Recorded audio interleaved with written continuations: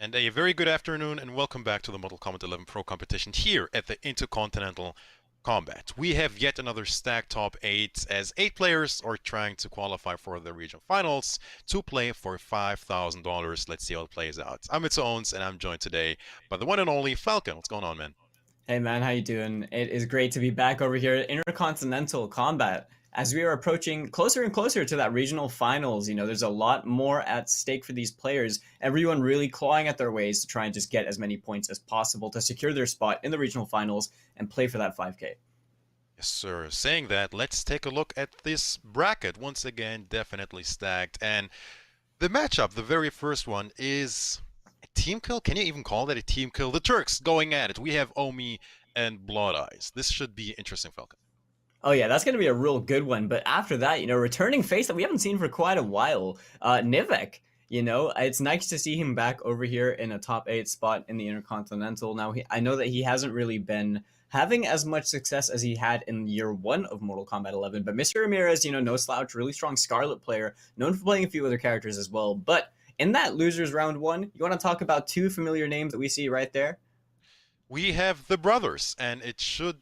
I mean, that's definitely not a team kill. That's a family matter, if you ask me. We have H-Dome versus Magic T. Magic T being a very popular PC gamer, actually. So he Yeah. was like hosting like community events, tournaments on PC. That should be interesting too. And to close things out, K-Top versus Mobster. Yeah, that's also going to be a really good one. Mobster being a really strong Fujin player and K-Top needing no introduction really at all because K-Top is K-Top. But before we can get into the action, we want to give a quick shout out to our presenting partner, the PS4 Tournament Open Series. The Mortal Kombat 11 Pro Competition is presented by the PS4 Tournaments. Be sure to check out the Open Series. They're weekly competitions for all skill levels. Compete against your friends and rivals for unique rewards. And if you head over to compete.playstation.com, get yourself signed up, do it all through your PlayStation, really well integrated, really easy to sign up and get yourself into the action. Highly recommend it. If you do well, earn yourself some nice bucks as well. There you have it. And I think it goes to show how much of a difference the PS4 tournaments do. I mean, beautiful story. Oceania, week 3, we had like 40 registered players. And just the other day, we had over 100, man. So it really goes to show how much Yeah. of a difference it makes and how many people are willing to get involved because they see like how their community, how their players are doing. And, they want a piece of the action. So go ahead and check out the PS4 Tournament Open Series. But in saying that, I think we do have a match. We have Omi versus Magic T standing by to Versus find out. So yeah, I mean Mhm. the internal battle right here, between two Lotas, excuse me. Yeah. representatives of the Turkish country. Like, I Yes. mean, it's not like we have many players from Turkey who are able to push these top 8s when it comes to the overall European brackets. These two guys have definitely been the most prominent players from that region. And watching them play against each other in winners round 1, I mean, first off, they both secured winners top 8, which is great in and of itself. Secondly, they have to fight against each other in the first round. So that's pretty rough. One of them is going to have to go down into losers, but eventually, Turkey still has 2 players over here in the top 8 to carry on their hopes and try and secure the bag. Blood Eye is going to be rocking in that patented rain pick that we've been seeing quite a lot from him recently, and he's been doing really well with it as well. And Omi on that trademarked Sub-Zero that we've seen him on time and time again. I'm looking forward to this. Battle of the Ninjas.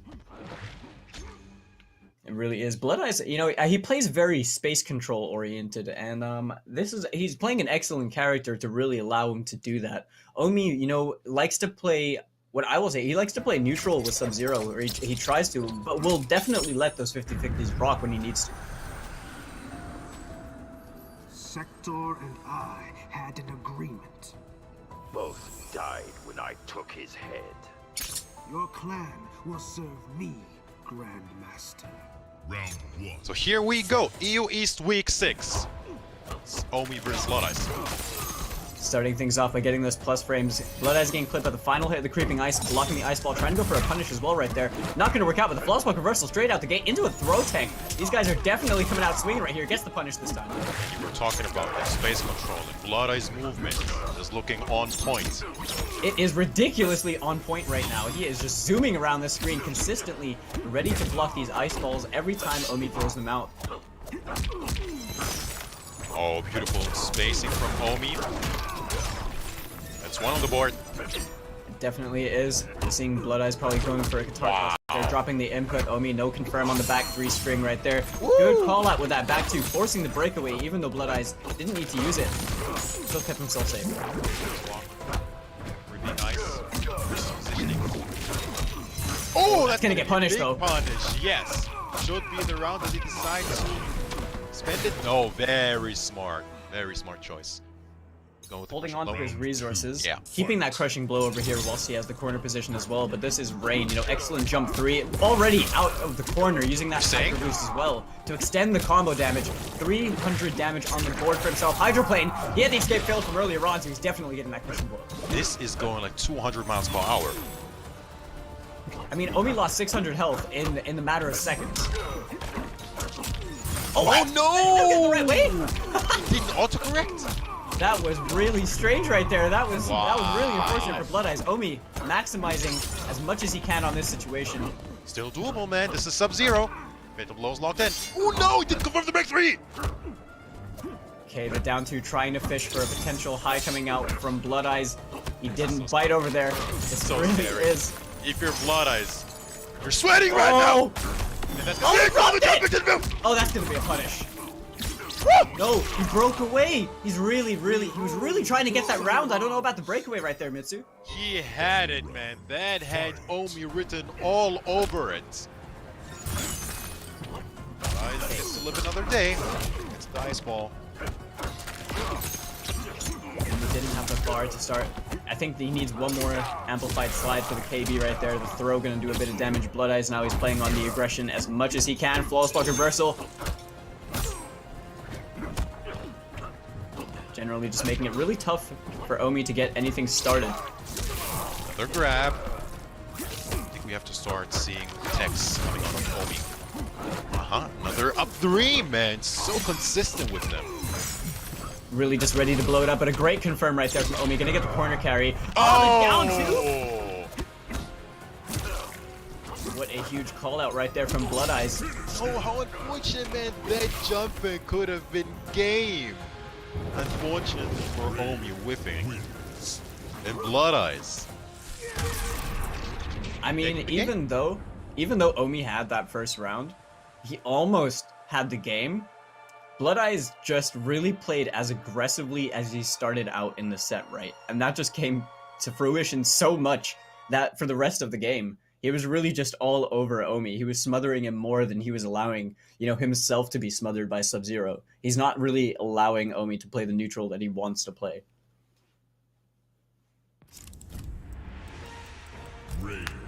That was unfortunate.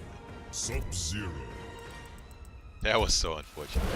That whiff on the jump in. Yeah, I mean, if he had gone for the jump 1, it definitely would have hit, but the jump 2, having that slightly, I guess, horizontal hitbox on it, literally just slipped by him, and then he still committed to the stand 4 fatal blow. I mean, I guess you have to at that point, right? Probably dialed in. Honestly, yeah. And I wouldn't blame him for doing so. That was pretty much a guaranteed kill, but Blood Eyes, he got himself that first point in the board. Definitely looking really good, trying to advance on to the winners finals. Omi's gonna have to try and stuff that hope. A potential whiff punish right there, just about missed it though. Oh, and a call out.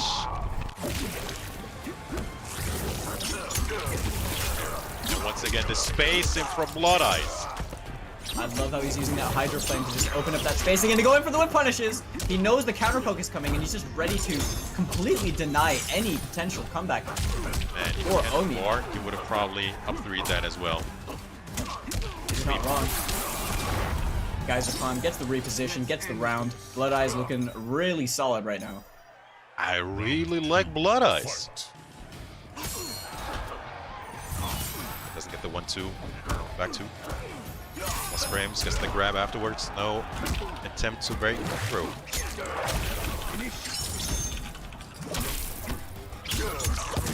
Yeah, no, you see that counter hit right there using that back 2-1.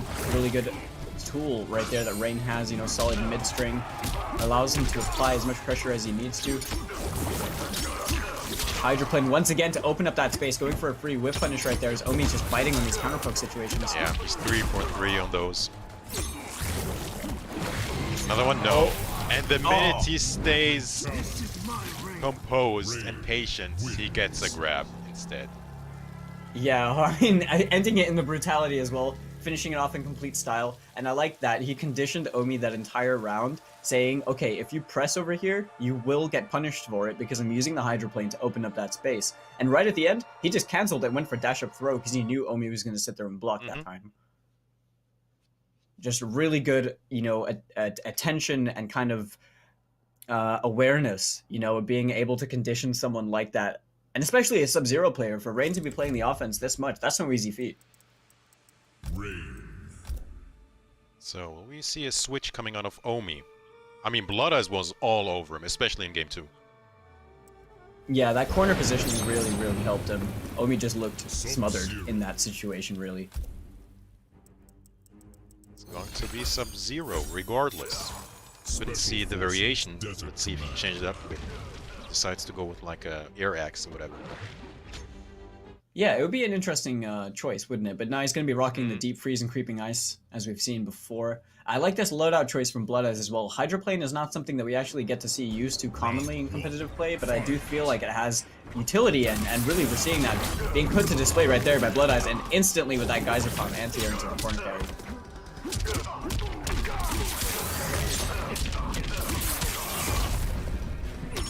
Gets the Oki from that Geyser Pump as well. Keeps Blood Eyes with his back against the wall, but the back throw definitely going to favor Omi in this situation. Flawless blocking the ice ball, yes. Okay, he doesn't drop it this time. He's going to end in the slide. Not building towards that KB, but not going to matter. Gets some nice ridiculous damage on the board for himself. But the down 2 KB. I mean, that Oh, no, this is going to hurt. That just sucks if you're Omi, man. He can't was believe he all broke. over Blood Eyes. But he got like 2, I think, individual hits. He got the back 3, didn't confirm. He got the 1-2, didn't confirm it. And he gets a down 2 just like that into your Half-Life gone, into GG's. Into match points, Blood Eyes. Exactly. And right here, Blood Eyes is looking really much... He's looking like a freight train at the moment that really just can't be stopped. Okay, gonna confirm off of that jump 3 from the Hydro Boost as well. Omi forced to use the up 3. He's gonna find himself a confirm though. Gets the corner reposition. He's gonna spend the KB. He is. Yeah, he knows that he's in big trouble and needs to make something happen here. Duncan is whipped and unfortunately didn't raw block as well. Maybe he's not really comfortable right now. I mean, usually that's an easy confirm, the back 3 too. Yeah, you know, really just committing to that one. Probably just gambling it all, and we're seeing Blood Eyes as well cashing out as much damage as he's going to be able to get, ending in that forward 2, 1+3 straight into the fatal blow. Now what's Omi the play still gonna has be? this. What's the play gonna be? What a throw tag! The Qatar toss! Chip is an issue and gets the jump and kick. That sucks, man. That just sucks if you're Omi. That was incredibly well played by Blood Eyes as well. Letting that early jump 3 block because he was very confident Omi was going to try and back to or stand to it. He just knew that Omi was very confident in his anti-airs and let that one rock early to catch him out. Really, that was a very convincing 3-0. It looked like Blood Eyes just had him figured out. I mean, he made it look easy, not to, you know, slam dunk on Omi whatsoever, but Omi, man, he came out swinging this week. He defeated Dubasic, Distorted, Magic T, and Blood Eyes over him just like that. I think he could be trouble, man. Blood Eyes could very well make it very far in this tournament, I reckon. Yeah, I mean, he's been consistently leveling up over the course of time. We've been seeing a lot, you know, since lockdown of him playing in these online tournaments, whether it be the Open Series, whether it be the Pro Competition, or community events. We're seeing Blood Eyes' name frequently pop up a lot more recently, and he's always getting better results. And that is, I think, very admirable, not only for a player who comes from a region that is underrepresented, as we mentioned before, you know, Omi and Blood Eyes really only being the two people who are getting out there making that name. He's doing it with Rain and Frost. I mean, the good news is we'll see him later as well, but Omi, of course, not being out of the tournament as well. Speaking of the tournament, what exactly is the Mortal Kombat 11 Pro Competition? We have 8 events per region. We have the Intercontinental Combat, the North American League, and Liga Latino. Top 8 advances to the regional finals to play for $5,000. Top 16 advances to regional finals for the North American League. Each sub-region is playing for $10,000.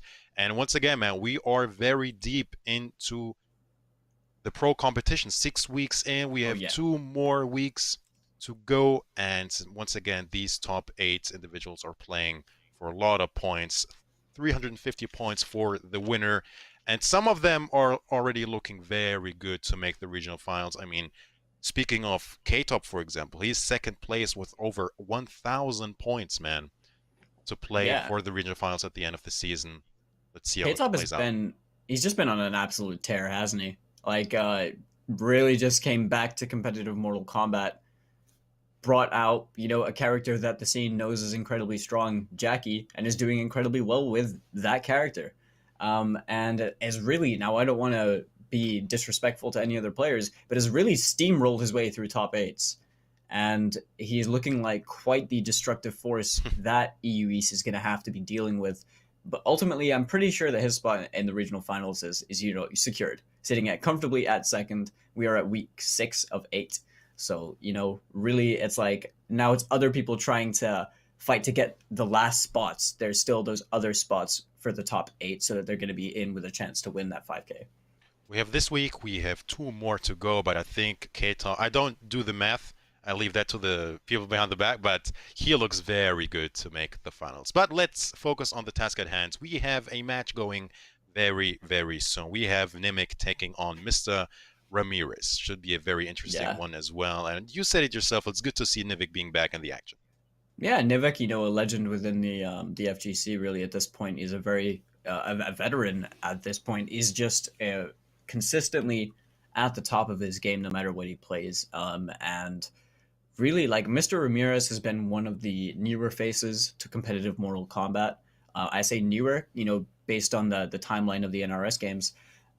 But Mr. Ramirez has done incredibly well in the top 8 brackets that we're seeing. Like, every time that they're playing, we're seeing some pretty good results coming out from them. And we've seen Shiva in the past. We've seen this Sundell that we're going to see, being hovered at the moment and locked in. We've also seen a really strong Scarlet. Nivek, pretty much known through and through to be playing Jackie. After, that insane IKK run against Foxy, securing the spot in the final combat. Ooh. Playing Jackie over here. But now to see him back in this top 8 pretty comfortably. I know he's been doing pretty well recently, having won a Greek tournament, I believe. And looking like this is a really unpredictable match because now we're basically watching new school versus old school. Very well said. Let's see how it plays out. It's going to be Sindel from Mr. Ramirez versus Jackie from Nivik. Submit, and I'll spare your fun. Your hair grow like Pinocchio's nose when you lie? It grows whenever I kill someone. Round 1, fight. That was a good one, man. That was a good one. Here we go then. Semifinals. Like starting things off using that leap. Okay, the Air Banshee at the right moment right there. Mr. Ramirez cashing out on 22% damage. I wonder if he could have gotten a fair bit more. Unbreakable probably just opting to save the meter for a bit later. Gets the corner reposition with that hair whip as well. Good pick up from Mr. Ramirez. He's stuck in the corner. He's content with it, seems like. Yeah, Nivek right now not really needing to do anything. He's really just waiting out the timer, but he does have less health at the moment. I think he's looking for the right time to jump in, but right there instantly. Stuff by Mr. Ramirez. Dropped combo into punish from Nivek. Let's pick up from Nivek. To the corner positioning as well. He's going to get the Oki from this back throw as well. Mr. Ramirez guessing wrong in the throw this time. Nivek mixing it up with the forward throw, keeping him in the corner. One more clean hit into the fatal blow to end the round for Nivek. The interactable, he's out of there. I like the use of the interactable right there, using the invincibility frames on the startup to just get his way out the corner. Nivek biting, letting that fatal blow rock to try and get a counter hit. Air whip though. Time is a factor. 13 seconds on the clock. Chip is an issue. 10 seconds. Yeah. The anti-air from the low star screamers, all that Mr. Ramirez needed. Nivek getting a little bit hasty. Going for a normal jump with a character with leap? Questionable. Okay, you can see that Nivek's trying to fish out. He's trying to get the air to airs. He's trying to make his jump to matter over here so that he can confirm it and then make the, just apply as much damage as possible. But Mr. Ramirez is doing a good job of just kind of laying him out and not letting him approach him very easily. Yeah, but Nivek is really patient right now. Really like it. Look at that. Goes for it, course. All blocks. Except that one big punish on the interactable. One of the worst interactables in the game. That was surely a missed input right there. Probably tried to go for a low star screamer or something, but Mr. Ramirez has another chance at life. He is down on the defensive bar. Throw tech from Nivek. Oh, gets the dash punch, KB. This is the Jackie pressure. Here it is. Finally walking back. That should be around. Yeah, What a off that mover. +2. Just moving back a little bit, opening up that space and going for the instant whiff punish after Mr. Ramirez tried to challenge. Nivek evens out the rounds. We hear, oh, the dash up back 2 into the armor break. Staggering. Another back 2. Now watching his feet is Nivek. Getting hit by that low. Definitely starting to rack up as he's now under 50% life. He's at this full screen game, really at the mercy of Sindel, you know? I mean, low recovery as soon as she lands from that air banshee and just making it hard for him to approach.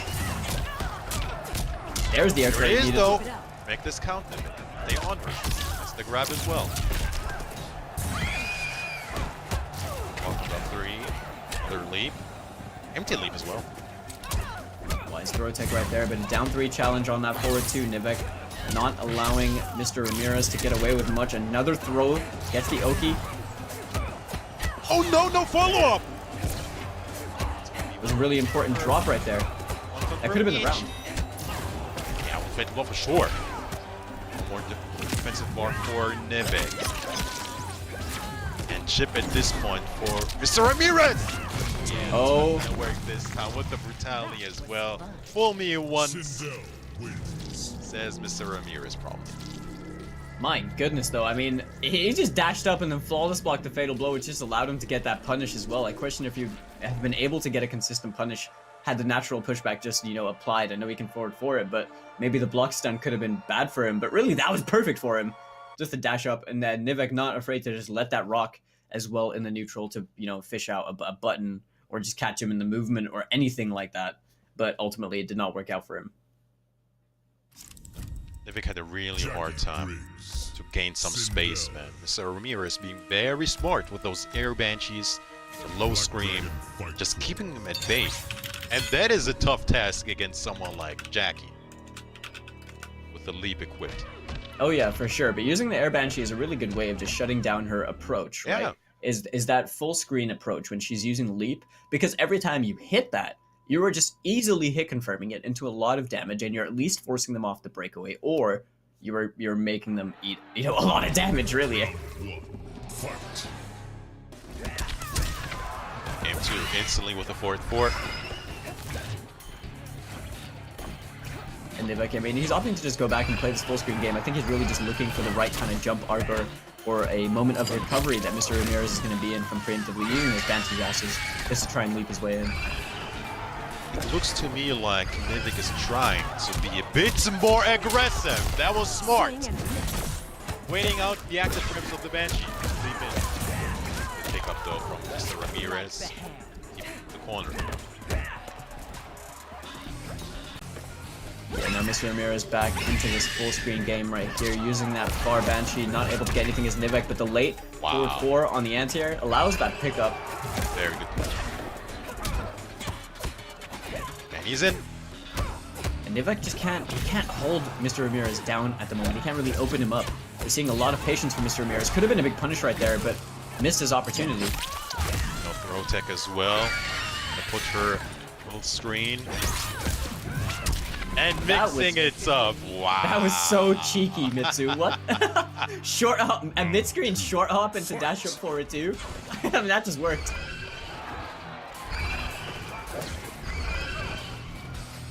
Man, is this annoying if you are Nivek, but very smart play regardless from Mr. Ramirez. Gets to confirm as well. Hold on a minute. Big punish coming through from Nivek. Alright, he's got Ramirez off that breakaway. Now he's going to definitely have to open him up and make it hurt, make it count. Mr. Ramirez throwing out all the buttons in challenge. Says, you dare try and contest me on my plus frames?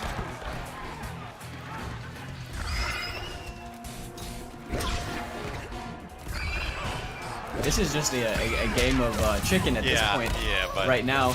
it's working very well for Mr. Ramirez. Nivek needs to make something happen here to stay alive. Gets opened up once again. Like the hand. Has a lot of damage at this point for Nivek to be taking, especially when he's down around. We all know how explosive Jackie can be. Nivek really just trying to find the right opportunity, but the Air Banshee, this just looks really rough for her to be approaching in any way through the air. Mr. Ramirez is just a no-fly zone as a whole. He is playing this matchup really, really smart. Yeah, like every time we're seeing Nivek go for the grounded approach, we're seeing Mr. Ramirez go for the forward 2s, the forward 4s, checking in with the pokes.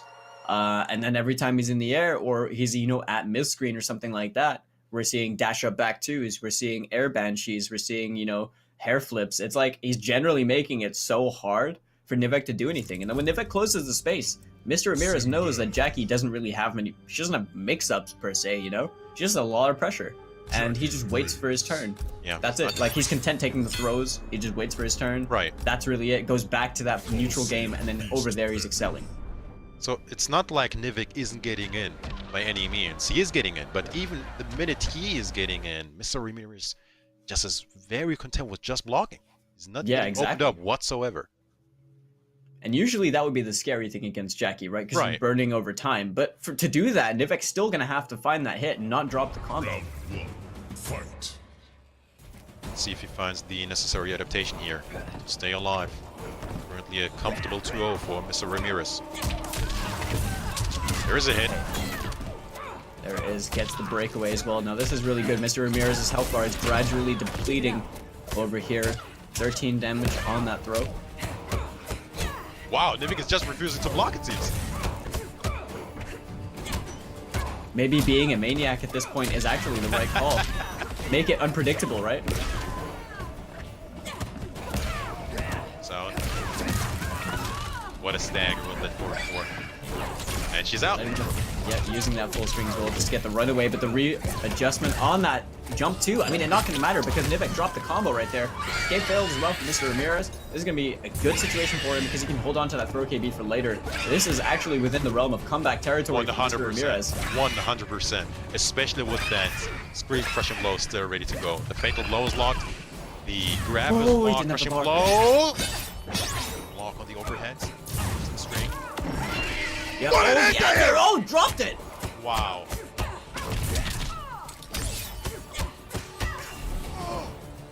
Wow!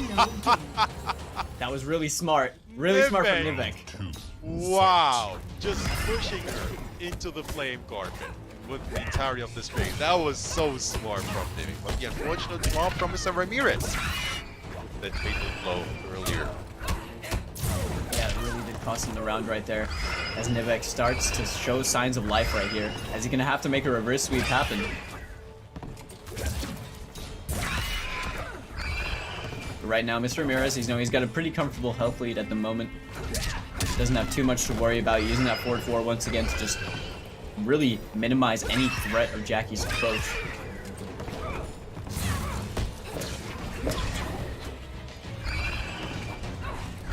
There's just a lot of jumping, a lot of air banshees right now. You know, Nivek just being ever so patient, doesn't want to make his way in.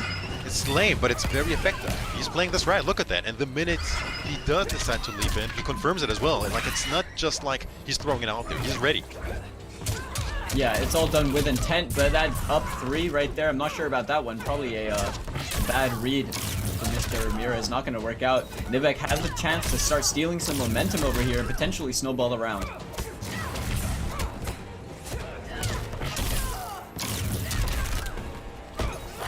Still doable, plus frames, where the 3 is blocked.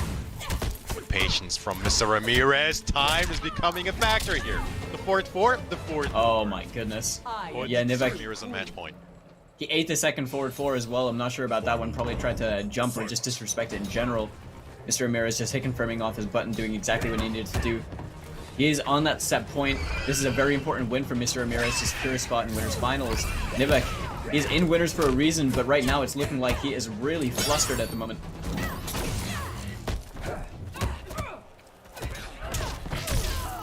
Grab. Got one. Grab. The confirm off the 4-3. 1.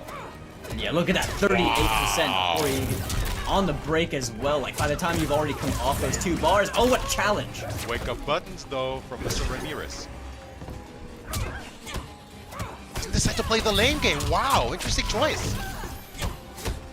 Nivek now puts this in kill territory. Mr. Ramirez going for the corner reposition, is still burning slightly. This was very smart. Oh, No! it's gonna kill him! No, No, it's no, not. he's He just not ran dead. out. Wow, he's not dead yet. Oh my god. I mean, what play from Mr. Ramirez, man. To even decide to go with the throw in that situation, maybe he had his timer ready and set in his head. He knew, no, this is not gonna kill me. And just finishing off, man, with the crushing blow on the screen. What play from Mr. Ramirez.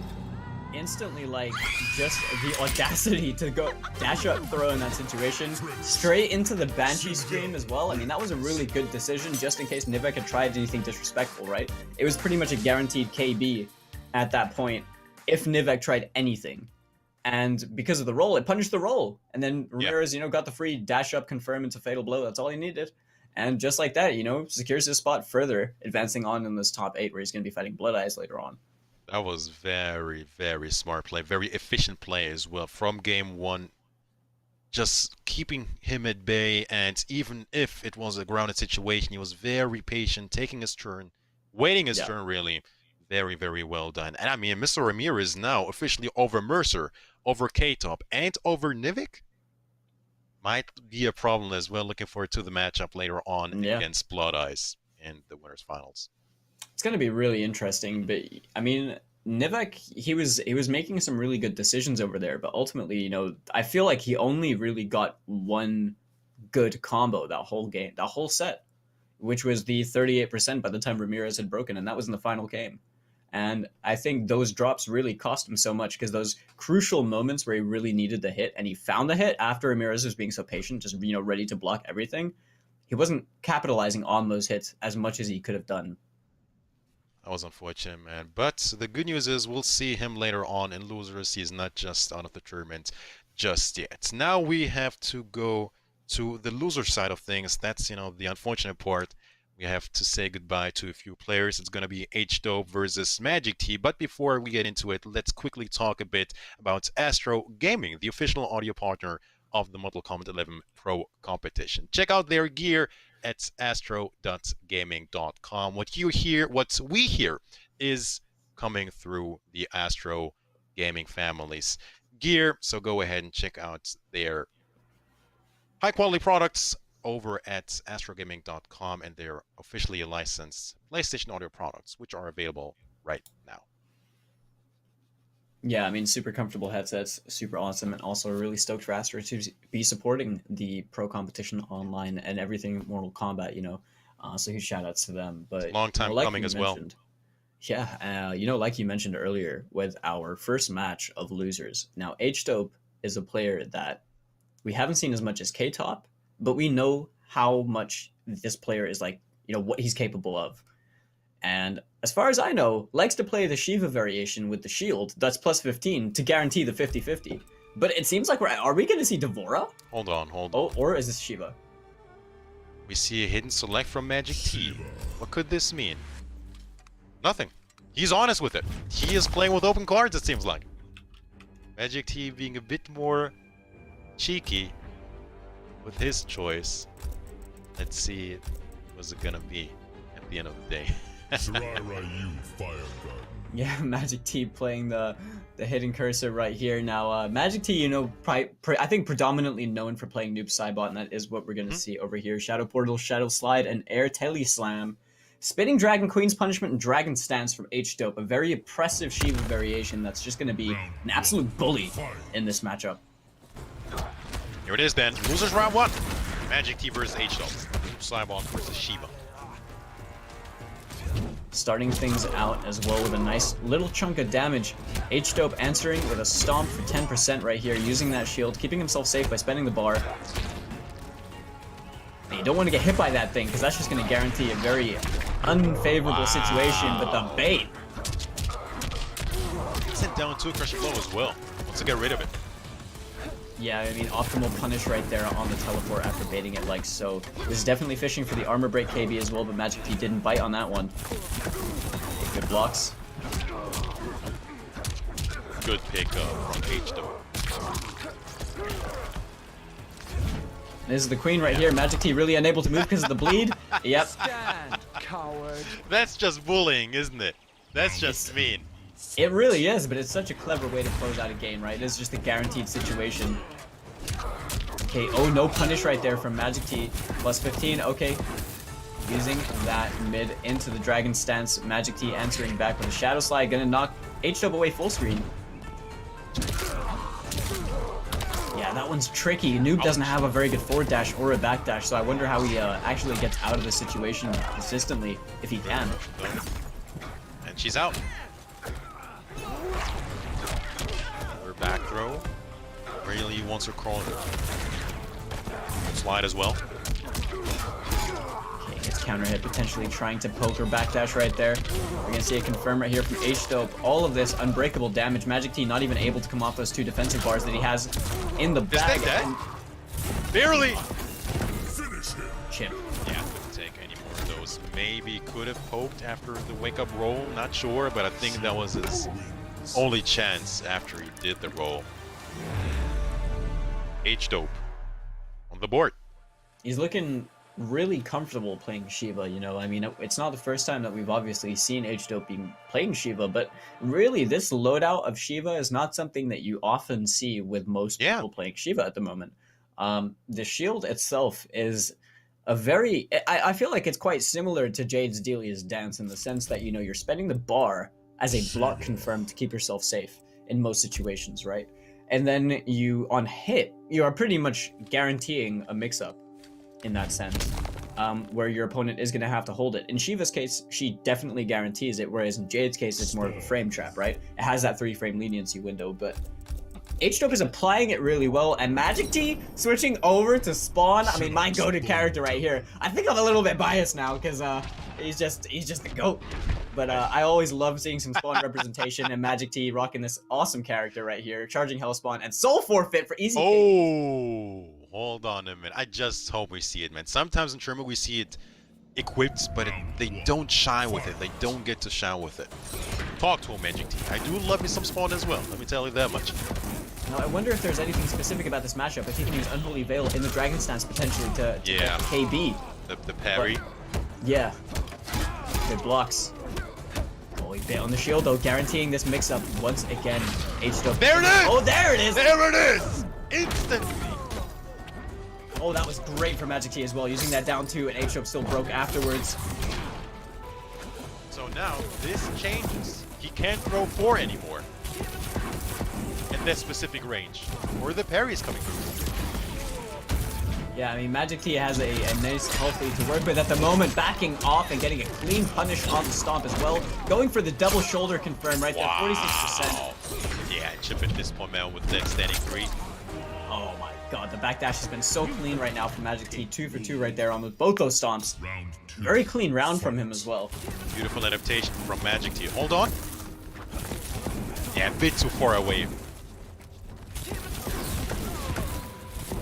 Just a little bit. Now these projectile trades are going to be in favor of Shiva. She's gradually chipping away at that life bar as well. Good flawless ball. That was really good for Magic T though. Allows him some space and some breathing room. Get some damage on the table. He's going to opt to stay full screen though. I wonder if he's just waiting down the timer or waiting for H-Dope to try and overcommit to something like that. This again. Breakaway? No. Still eating 31%, man. Disrespected. Hold on. With it. Wow. I'm really surprised that didn't work. There was a counter. Surely it was the parry. 1% left, and yeah, keeping it simple with the down 1 check. Yeah, just trying to contest any potential wake-up buttons or wake-up throw from Magic T. A wake-up throw could have actually killed in that situation as well if he went for the KB. He had the fatal low on deck. So right now, Magic T, I mean, he's playing this matchup a lot more comfortably than he was with Noob, that's for sure. Yeah, but H-Dope doesn't seem to be impressed after that first round. Good flawless block. Yeah, really mitigating all that chip damage. So even though there's a lot of projectiles coming out from H-Dope, they're not really doing a lot of damage. That stomp is really the most damage H-Dope has gotten in a single moment. This flawless block's really helping out Magic T right there. So close, just narrowly out of range. Or I was kind of waiting for him to do walk-up cake parry. Like, I was like, if he does that, that would just be the most gangster move. another game of Chicken Man. Who moves first? Look at that, man. Spending all resources. I mean, to be fair, she doesn't need to spend a lot for all of these shenanigans. Look at that, man. Keeping him at bay. What do you do? What do you do if you're Magic Team, man? I mean, Magic T being a little bit over-patient right there, you know, he had a really good start in this game, right? But he just kind of let H-Dub do that, and he wasn't really answering it back enough as much as he should have, right? At that point, it really was like, he was mitigating chip with flawless blocks, he was ducking the high projectiles, but at the end of the day, the little bits of damage and the occasional stomp and stuff, they're all going to rack up. And at that point, yeah, he kind of just let H-Dub do what he was doing. He didn't walk at all, I feel like. He ducked a lot, he flawless blocked a lot, but yeah, he wasn't very true. walking forward, really. Yeah, like he wasn't trying to take those brief moments in between fireballs to start walking forwards and closing the gap, like the full auto Jackie strategy almost. But then again, man, H-Dub was very smart with the zoning. Occasionally throwing out all projectiles as well, all fireballs. Keep him at bay, very smart with the meter management. Now, Magic T opting for a character switch. Now, even though he did, you know, fairly well in these games with Noob, Saibot, and Spawn, wasn't able to close them out. H-Dope is on that set point, but we're seeing Helport Cancel and Burning Spear, so that pretty patented loadout right there for Scorpion. And playing this cursed bleached MK9 Scorpion skin. This is a cursed recolor. Okay, Burning Spear. He's gonna have those 16% throws as well. Back three.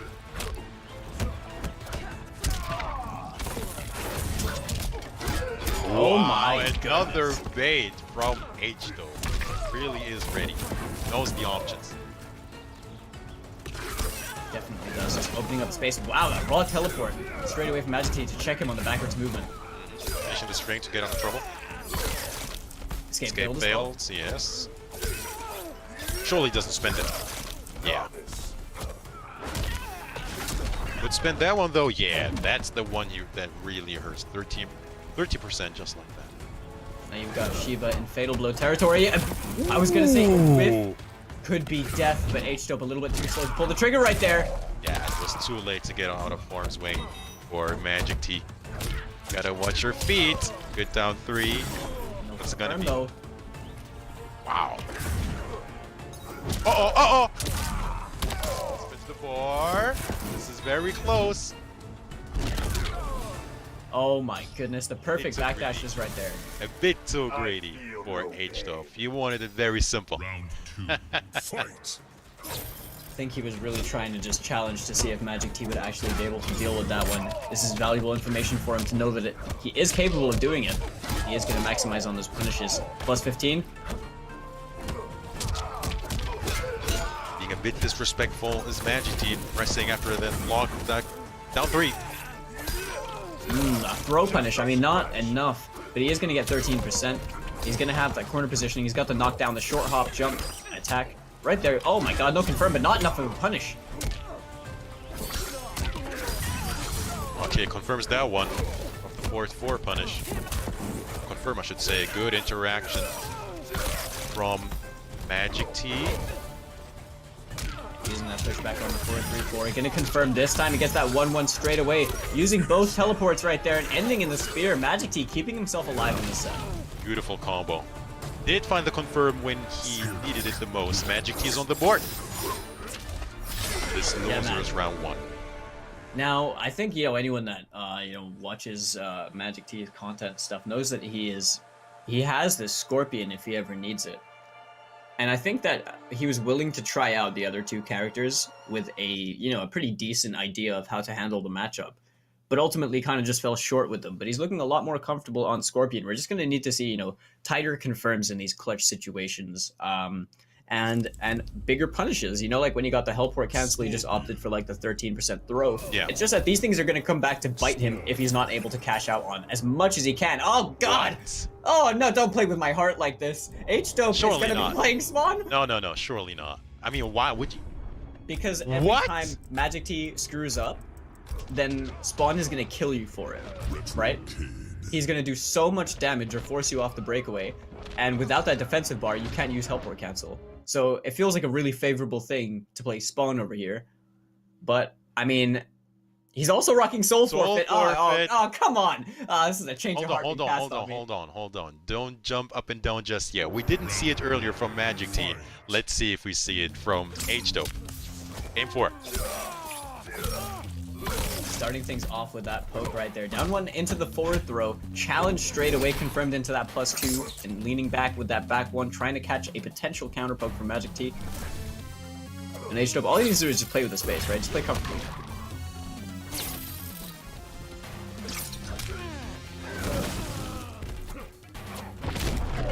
Oh! Wow, beautiful dunk from H-Dope. Double down to 30% just like that. The wake-up roll. Was indeed 43% as well. Now this is also something that H-Dope is doing that we didn't see from Magic T Spawn, using that 3-4 Unholy Veil cancel to keep himself safe. We don't really see that happening much, and H-Dope looks really comfortable right now in Spawn, cashing out huge damage in just that first round. Force string as well. 11 frames. Clean confirmed, gonna use both bars as well because Magic T held on, but the Unholy Veil not gonna work against an airborne opponent. Magic T has the corner to work with. Oh no! He teched wrong. It's Spawn, man. Yeah, and H-Dope didn't spin the bar. That was so smart, and probably just the standing 3-4. Talk to him! Brutality. That brutality is so sick, man. Love it. And then this end pose as well with the chain spinning around him. Oh, dude, this character is just so cool, man. I don't have that brutality, unfortunately, man. I still do not have it. But I mean, that last game, H-Dope was chefing. That was just really the ball was entirely in his court, wasn't it? He looked so comfortable on Spawn, which is crazy because he had such a strong showing with Shiva and was doing so much with her, taking out two of Magic T's like comfortable characters, and then just pulling out the Spawn that we've rarely seen compared to the Shiva as of late, and really just demolishing Mr. Magic T right there. Magic T going for the back throw tech, that was crazy. In that situation right there, going for the back throw tech when it was Spawn in the corner, I think he was like a layer too deep, or like that one step ahead where he thought, you know that I know that you know that you get the KB over here and I'll take the forward throw, so you'll do the back throw to mix me up, yada yada yada. But yeah, it didn't really work out as he intended as H-Dope moves on in the losers bracket. I'm not sure, man. I think it's just a matter of nowadays you don't play against Spawn that much anymore, so you're just in that mode. Oh, I gotta throw tech throws backwards because he wants me in the corner, but this is Spawn, man. He gets that unique crushing blow if he throws you forward in the corner, and man, oh man, it ticked in my brain as well the minute I saw that. I was like, hey, hold on a minute, this is gonna hurt. Beautiful play, and we might see the brothers act later on in losers round 2. And speaking of which, it is going to be K-Top versus Mobster next. Yeah, and I mean, we could be seeing that brother showdown with only one of them being allowed to advance as well in that situation. But K-Top being the dominant force that he has been throughout is going to be facing off against a strong Russian Fujin player, Mobster. But before we can get into that, we want to give a quick shout out to our presenting partner, the PS4 Tournament Open Series. The Mortal Kombat 11 Pro Competition is presented by PS4 Tournaments. Be sure to check out the Open Series right here, as you can see on the screen. PS4 Tournaments are weekly competitions for all skill levels. Compete against your friends and rivals for unique rewards. Visit the PlayStation 4 Competition Center, the one destination that has Mortal Kombat content that gives you an inside look at how top players play and tips and tricks for players of all skill levels. Just head over to that website you see on your screen, compete.playstation.com, and get yourself signed up. Really, really easy to get yourself involved if you're looking to delve into the world of competitive Mortal Kombat, and I highly recommend it.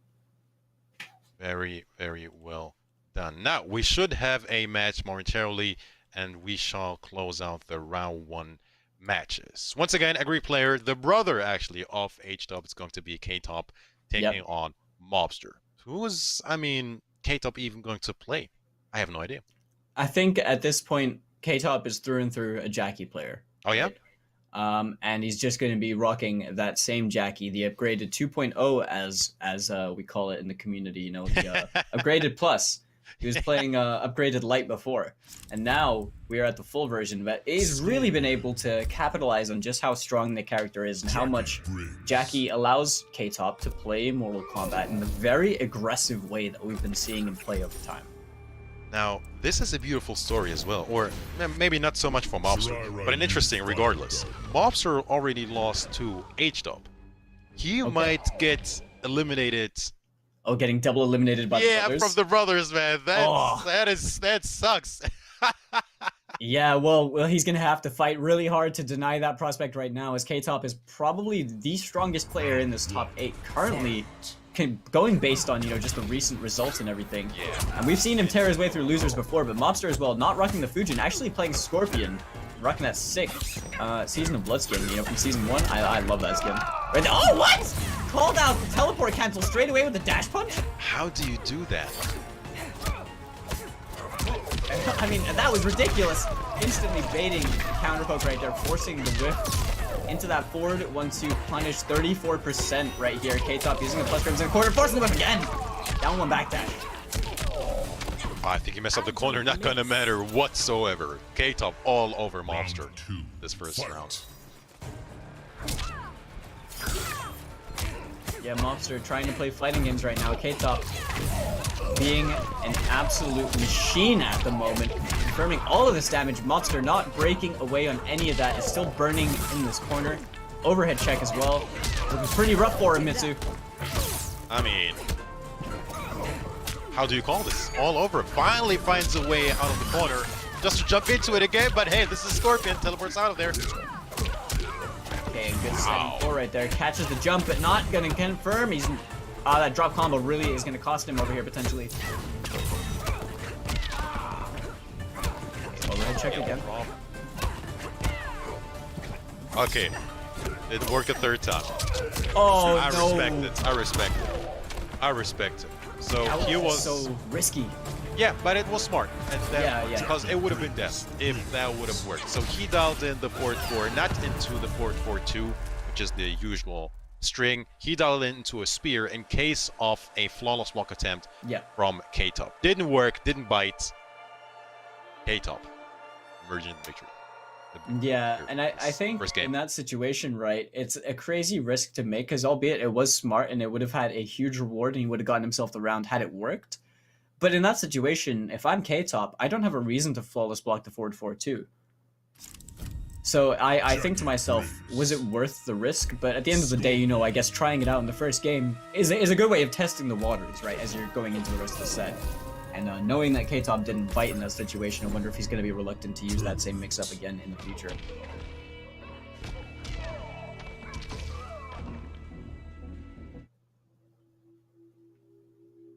So no changes, it seems like. Demon Breath, huh? Did we see that? I mean, we didn't see it used. I don't know if he was equipping that as well. Interesting. I didn't even realize in the first game if he had Demon Breath or not. Yeah, right? We just didn't see it, right? At all. It seems like again? skin. My goodness, K-Top is just a man unleashed at the moment, looking like the John Wick of EU East. Okay, wow, he's released to confirm. Not gonna matter, they're down 2 come through. What a reaction right there from K-Top, just denying Mobster's ability to cross him over, forcing him to stay in this corner. A good throw tech. Oh, no, he released too much. That was unfortunate that didn't work, man. You're nothing. Yeah, that one really cost him the round right there. And Jackie, not the kind of character you want to be whiffing against. She is going to hit you like a truck. Give it up.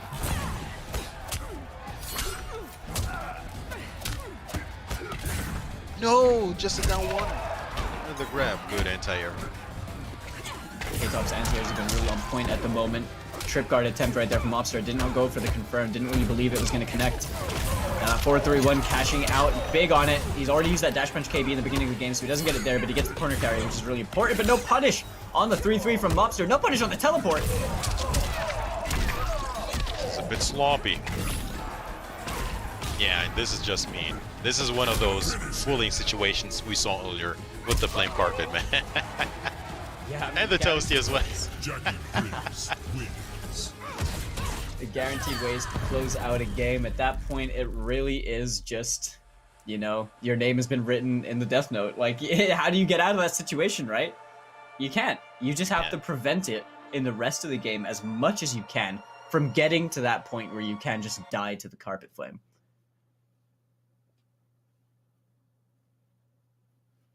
So yeah. it is indeed looking like he could be double eliminated by the brothers, Mobster, man. Oh, I'm curious to know, because I've seen him obviously perform with Fujin in the past, and he's done really well with him. I'm curious to know what the pick for Scorpion is, if it's favorable for him, maybe as a player, or maybe there's something specific about the characters. Because once again, you know, we didn't see Demon Breath at all. And I wonder if maybe he could have gotten a bit more utility from a different special. But generally speaking, it seems like K-Top's playing like quite a one-player game at the moment, is really just smothering him constantly and cashing out on big damage every time he's getting a touch. Yeah, I don't know what other ability would make sense, but maybe any. Sin Blade, Death Spin, Burning Spear, maybe even Air Grab, especially against the leaping character. Yeah, true. Demon Breath, we have yet to see. Come on, against Mobster. Okay, he's gonna get that clean confirm, which is what he really needs. Gets the corner knocked down as well, only spending that one bar and coming off it. K-Top now trying to stagger it and alleviate that pressure, work his way out the corner. Uh-oh.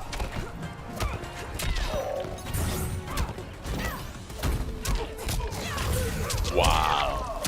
What a flawless log from K-Top. All over Mobster. Match point K-Top. Eliminate Mobster.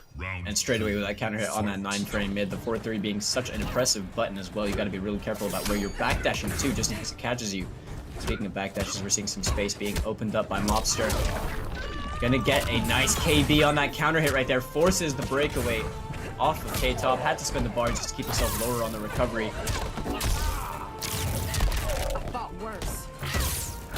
K-Top now meaty with the plus frames. Another down 2 anti-air. Very consistent with those anti-airs. Your elbow drop. Gotta watch your head, Mobster.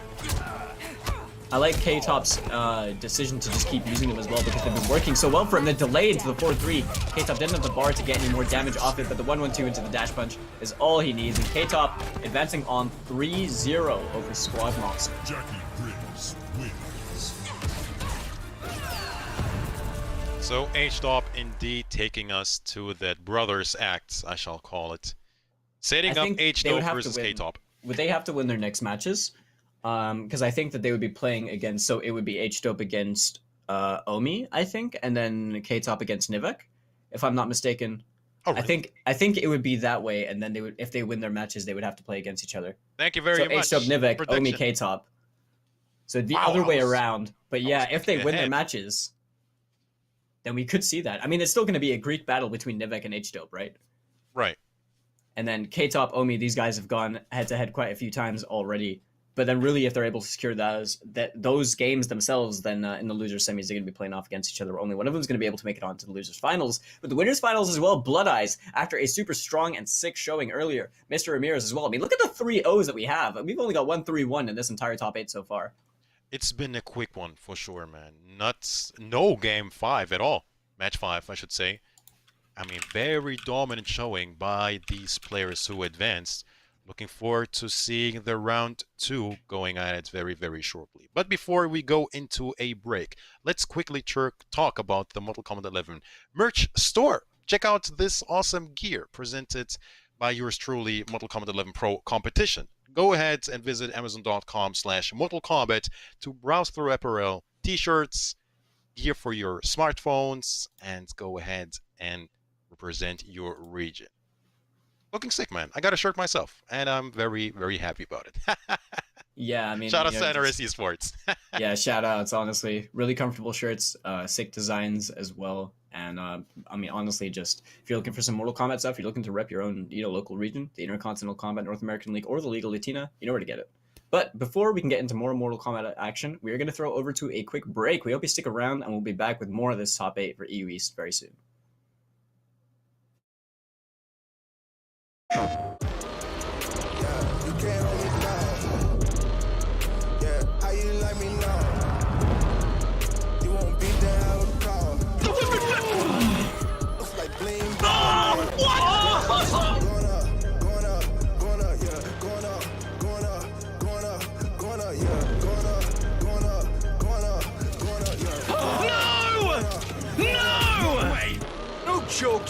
No gimmicks, just combat.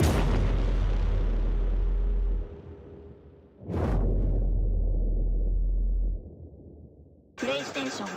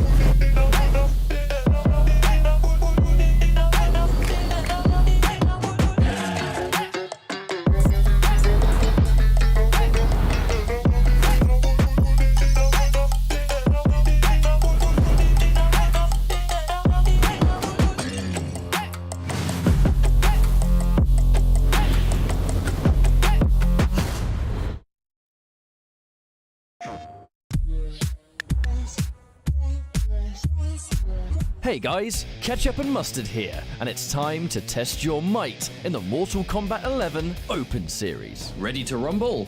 Power on your PlayStation and head to the Events app, filter by type, and select a convenient date and time. Boot up MK11 and locate the PS4 Tournaments menu option.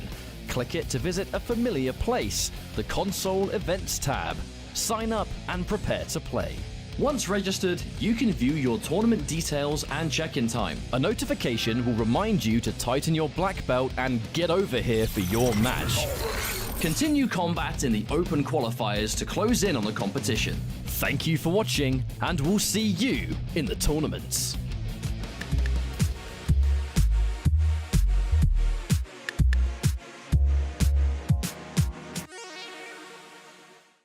PlayStation.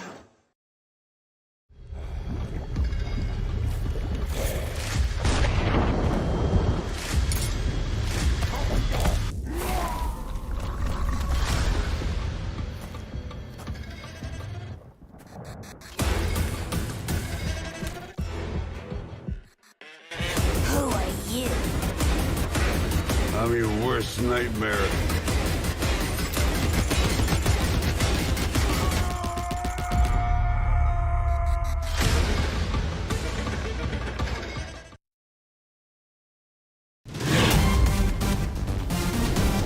Any ring I step into is mine.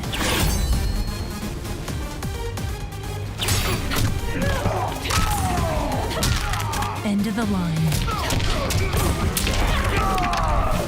Then this fight is now personal.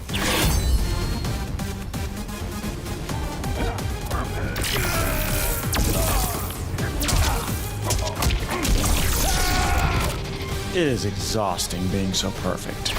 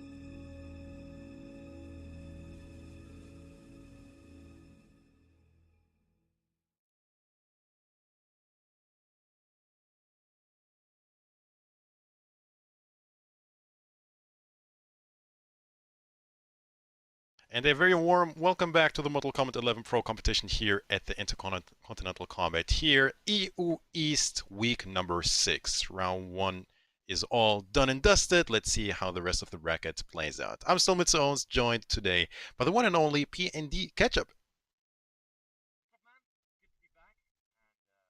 The grind continues, I suppose. There's been so much Mortal Kombat 11 right now, it makes your head spin. And we'll have a look at the bracket and the players that are coming up next. We've gone through that first round, as always, here in this top 8. But I like the representation. I really do. It's not... This is actually one of the first times it hasn't just been the Russia fest, if I'm going to be completely honest. We're so used to seeing Russia dominate week after week that there has been a wide variety. So our winners' finals is going to be Mr. Ramirez versus Blood Eyes. Excited to see that one, especially with Blood Eyes repping that reign, especially recently. And then the Battle of Greece in losers bracket, which is a ever-growing storyline at this point. We have the conflict of Nivek, H-Dope, and K-Top, and then there's a little bit of Omi sprinkled in there as well. I think it should be a nice conclusion to this latest tournament. But on that note, the PS4 tournament, something that is forever ongoing at this stage. PS4 tournament is not just pro competition, it is also the official Open Series, which is a weekly invitational, which you qualify for on Monday. The next qualifier for that is tomorrow, for those unaware. And you can qualify to a Tuesday invitational for weekly prize money. There is a 5th tournament every month, which is a monthly finals, where there's more bragging rights and prize money to play for. You can find it all there in front of your screen. Compete.playstation.com. It is as simple as that. But like I've said many times, it's a good time to be a fan of Mortal Kombat 11. You know, we have the movie coming out. We have the plethora of competitive avenues. You know, we just had Champion of the Realms yesterday, a prominent community tournament. Shout-outs to Caboose and Destroy for that one. I think Mirko took number 1, actually, in that tournament yesterday. There's so much tournaments, Mitsu Owens. I can't keep count of it all. It's pro competition, it's community events, it's the movie, like you said. It's a good time to be a fan of Mortal Kombat. I think that's a good way of putting it. But let's focus on the task at hand. It is going to be losers round 1 first before we jump into winners finals. So it is going to be H-Dope versus Nivik, the Battle of the Greek Titans. Which will be an interesting one.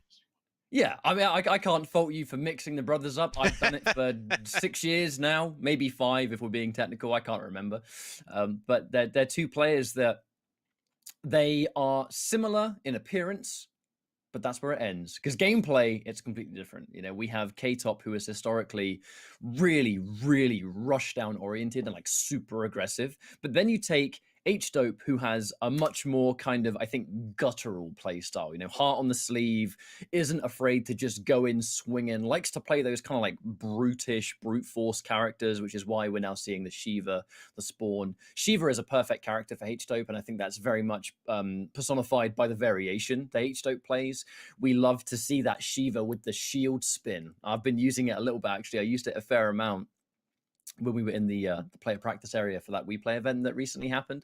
And it's just crazy how efficient yet simple that variation is. You take the shield spin, which is plus 15 on a hit. It guarantees her a 50-50. We did see Magic T trying to jump out because I think that must have been like the lesser of two evils when it comes to dealing with the mix-up.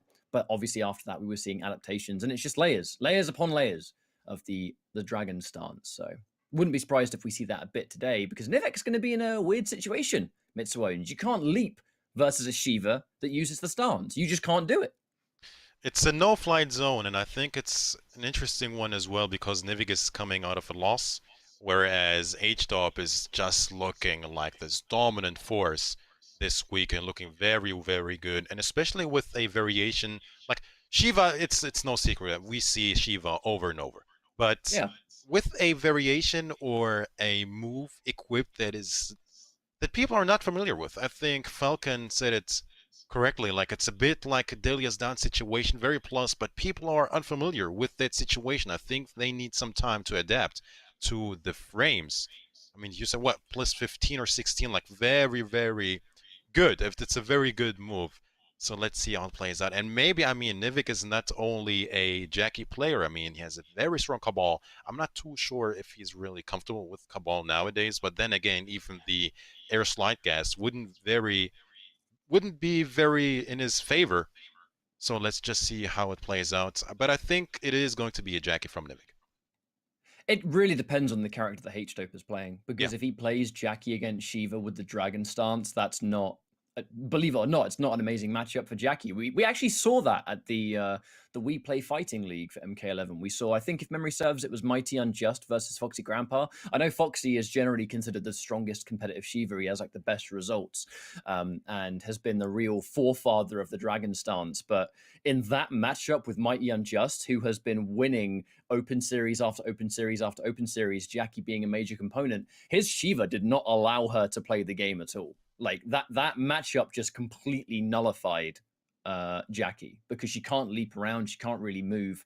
And that's what she's built to do. And she gets outzoned by the stance and that with the grenade launcher, because her grenade launcher arcs. The stance goes full screen, obviously. So it is actually a matchup that I definitely think Jackie players do not enjoy. There is, and I'm not sure how up-to-date it is, a Pocket Fujin for Nivek. And if you're actually looking at matchups that can do well versus Shiva, Fujin is one of them. Because of all the characters that doesn't really have to care about Shiva, Fujin is quite a significant pick. I think most of it is if you want to stomp, right? You want to stomp too much, Fujin has a million ways to get around it. His regular movement can make it whiff because his wave dashing is good. His skywalk can make it whiff. His just regular old tornado, especially with the Arsenal version, can also make it whiff, and it has like a hitbox all around it. There's all kinds of ways, but I think this matchup could be decided by character select, Mitsuones. I really do. I hope Nivik really is listening to us, because you got a point, but then again, H-Dub wasn't really spamming, excuse me, don't hate on it, the stomp too much. So I'm not sure if he really needs that Fujin pick, but I think we do have a player having difficulties coming in. So let's talk about the matchup between the players, not of the characters as a whole. I mean, it's very similar in standings. Nivik currently at 6 seeds in the Mortal Kombat 11 Pro Competition seeding for EU East with almost 500 points, whereas H-Top is sitting at the 4th seed currently with 620 points. So it's obvious that Nivik needs this win more, especially if you are at like a 5th or 6th or somewhere around, you know, the lower edge of the 8th standing, because once again, only top 8 qualifies for the regional finals at the end of the season to play for $5,000. These players today are fighting for points. The more points you have, the more likely you are to qualify for the regional finals. 350 for the winner. I mean, just a win could like skyrocket you in the standings. So just as a matchup between the players, Nivik needs this win more. And this is normally the point where we'd be like, hey, there's plenty of time left. You know, we've got weeks, we've got months or whatever. But it is officially the 4th of April. So there actually is not as much time as we all were used to for players to get that kind of like last injection of points as we go into the finals for every sub-region. As you quite rightly said, though, I think we're having one of our players having trouble getting into the lobby. I think they're restarting their system. See if that fixes it. I know sometimes if it takes way too long to do it, we move on to the next round. This was just one round of the next round of losers, so we could probably move into the next one if we need to, which if memory serves is Omi versus K-Top.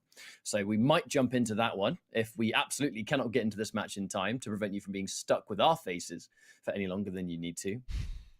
But it's a good opportunity to kind of sit and recap on the competitive Mortal Kombat action that we've had very recently. We've had a whole bunch of community events. We did just have Champion of the Realms last night, and that was significant for our side of the community because it was actually a European tournament. I got to give Destroyer and Caboose their absolute shout outs for giving EU some love. But it's not just Champion of the Realms. We've had Lockdown Throwdown, courtesy of History Behind the Warrior and Falcon. You know, they've been putting in a whole bunch of work, and the EU scene and CIS for sure, got to mention both of them together, has been well represented recently, which makes me happy. And what also makes me happy is that this lobby looks like it's good to go. Now, are we going to hidden cursor this? No, H-Dope is saying, I'm going Shiva no matter what. Your character choice, I mean, look, it's up to you. You're going to have to pick what you think is the best. And hold on a minute. I totally forgot that Nivek had a Sub-Zero. But okay, it makes sense. Sub-Zero. Shiva. What does it mean? What does that mean? Sub-Zero. I don't understand. I mean, I can only assume this is his answer for Shiva. Either that or he was trolling with unlimited Shiva as well, but I wouldn't fancy his chances. The Shiva mirror is actually kind of funny because if you stomp, she stomps and she'll beat you. Simple as that. Dimitri Vegas Sub-Zero as well, which makes me remember Styling. that sick song they did, or it's not a song, that track for the reveal event. I gotta listen to that again. Do do do do do do do do do do do. That was sick. Here it is We now then. jump in the first game though. Now the stance already, but Nivek, it really depends on what moves he has. Assumingly he has the deep freeze. Sub-Zero's movement is good though, so one big thing to note is that H-Dope rarely takes the enhanced version. He's kind of more happy on his reads to use it by itself. And already we're establishing the layers. We get that plus 15 from shield spin. We enforce a grab rather than a mix-up of another kind. And now the back two into overhead, plus 15. Goes for it, but no punish on it. Oh, that would have been a blender, but not Too quite. slow. The back one to punish. Gets the reversal throw though. This is still doable. Wow! Barely out of there with the stomp. There's the amp. Lovely awareness. This is not the first time these two players have clashed in tournaments, so Nivek will absolutely know about that flawless blockable gap. Most players don't. It actually goes back into the somehow unfamiliarity factor. Yeah, it's weird saying people aren't used to fighting Shiva now, but when the shield spin, a lot of people do not flawless block that final hit. That was so smart though, going with the EX fireballs. Nullifying. Defensive bar from Nivek. Now, there's one element of Nivek using the slides to get around the stomp, is that he's likely to make it miss. However, while he's recovering from slide, Stomp's recovery will finish. He's not going to consistently get a punish if he uses the slide. I think he just wants to get around it. The punish isn't going to be the main objective, but who cares about that when we have the corner pressure and an opportunity to mix. There's that panic down two that says, look, if I'm going to lose the round, eat this uppercut anyway, mate. That was a bit unfortunate, man. I don't think he wanted to hit the slide. I think he wanted to go under her to reverse the positions. Fight. Beginning of the round, regardless. What? Hey, if you're going to dedicate to a slide to beat the stomp, and the delay does create that mix-up anyway. Nice reversal slide. One round apiece here for game one.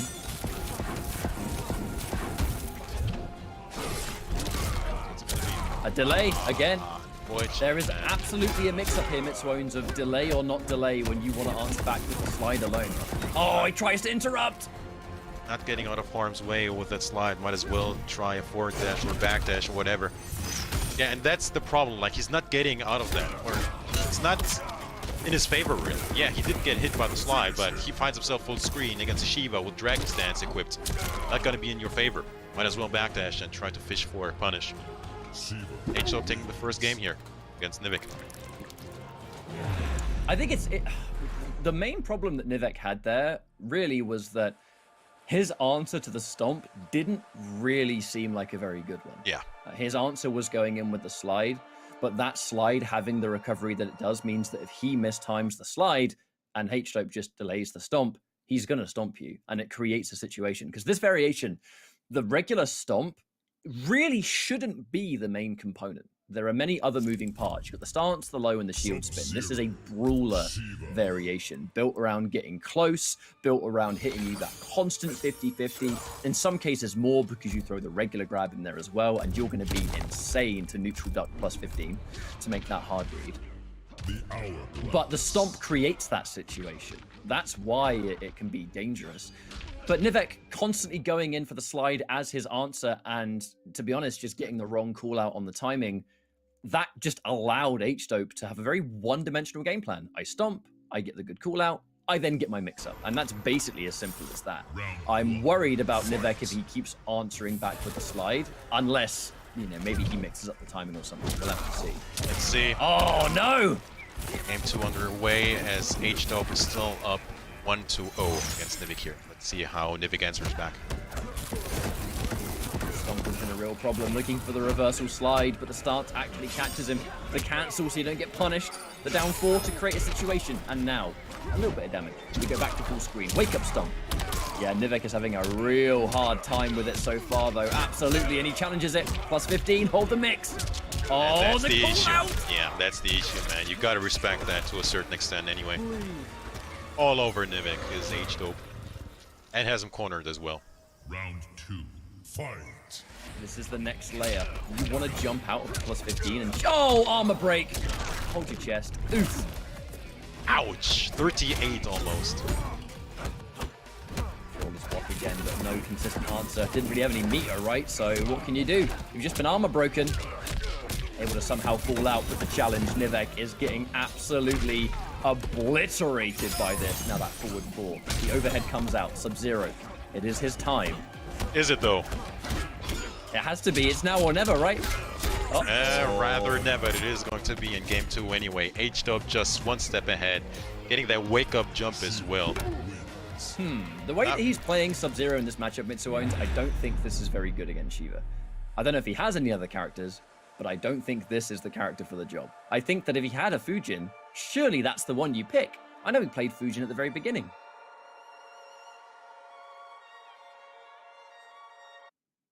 It might either be Fujin or Jackie next. I mean, that Sub-Zero, I think on paper it was a smart idea, but it just did not work out. He'll be just giving the win on a silver plate if he picks Jackie, certainly. I've seen H-Dope play that matchup before. He's so efficient at it. Wow. Again, the same match. I mean, surely, I wonder if Nivek is in a situation where he doesn't feel like he has a tournament-ready character to fight Shiva with. Because, I mean, he's having a hard time dealing with the layer 1 of Shiva. That's the first problem.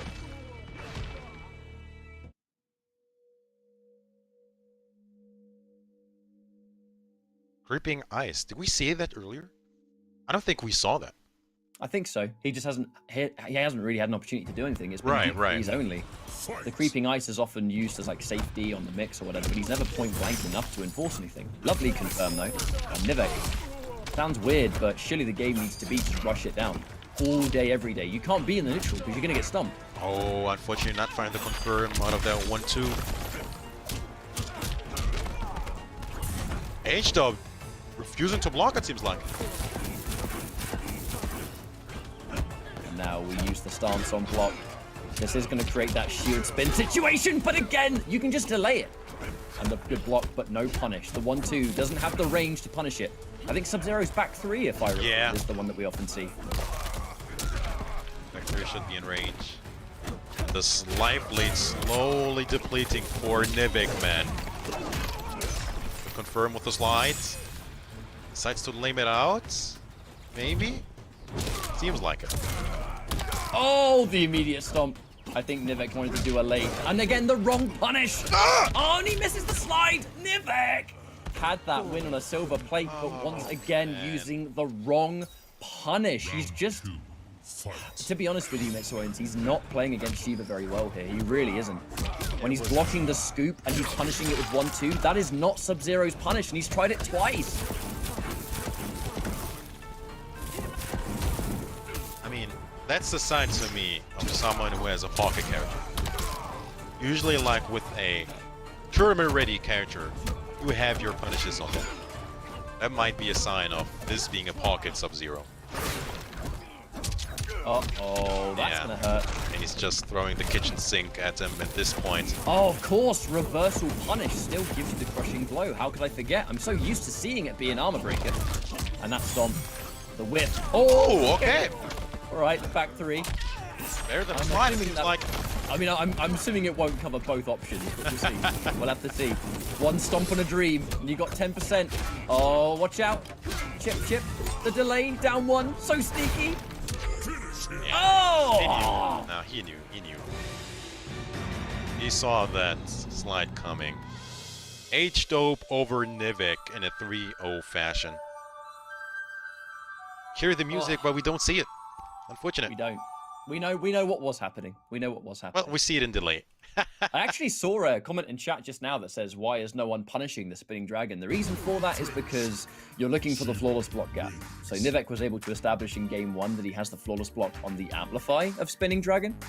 And when you're waiting for the amplify, the regular version works. It's very comparable to, for example, when you see noob Cybot players do shadow slide on block and they don't amp it, even though they've got meter to amp it, because you're waiting for the amp. And you sneakily get away with it. And it reached a point where if you hesitate at all on the punish, you just press a button late, Shiva's next button press might catch you. We actually saw that a couple of times where H-Dope went for spinning dragon, didn't amp it, did a back 1, and the back 1 actually worked. Because Nivek went, oh, he hasn't amped it, I'm going to press. Bam, get hit by the back 1. It's just a layer. It's a layer that she can play if you try and answer back on AMP. And unfortunately, Mitsuone's Nivek had a real problem with that matchup. It just wasn't doing the right punishes when the punishes approached themselves. Can't really speak about the Stomp because I'm not crazy knowledgeable over what Sub-Zero can do against the Stomp if he has options. I know he's got good forward movement, but is that enough? I'm not particularly sure because I don't play the character. But the other stuff that was more apparent was those punishes on Scoop. They weren't there, and that was a huge problem.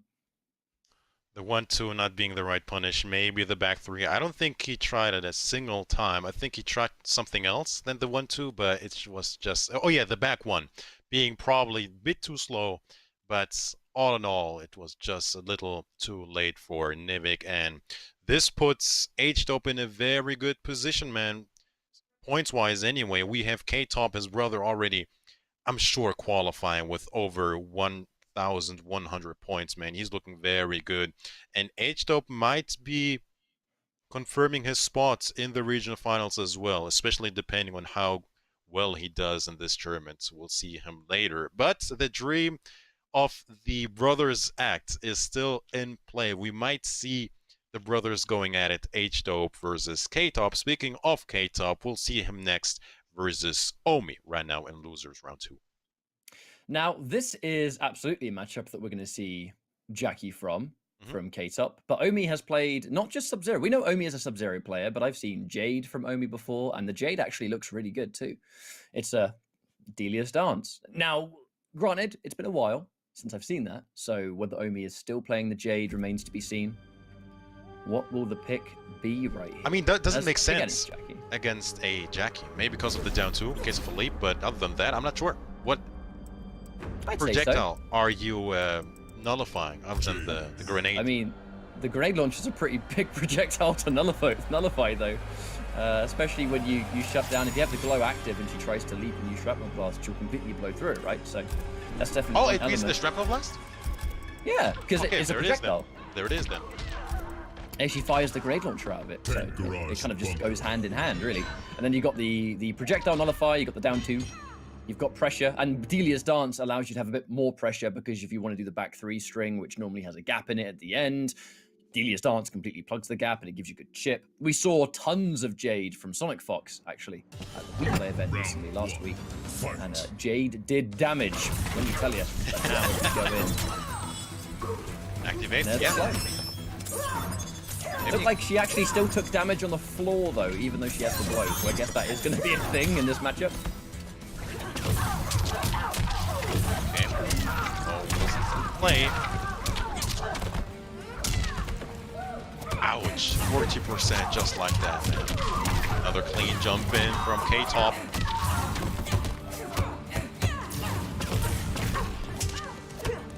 Oh! Just a slap! Punish.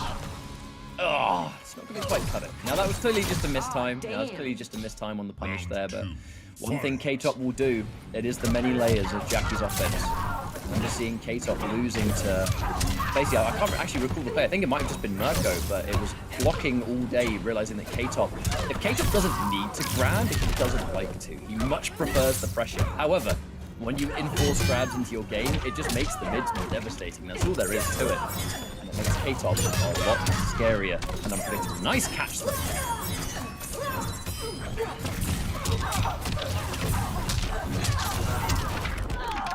Oh! Yep. Oh, that's killed. Gonna be it.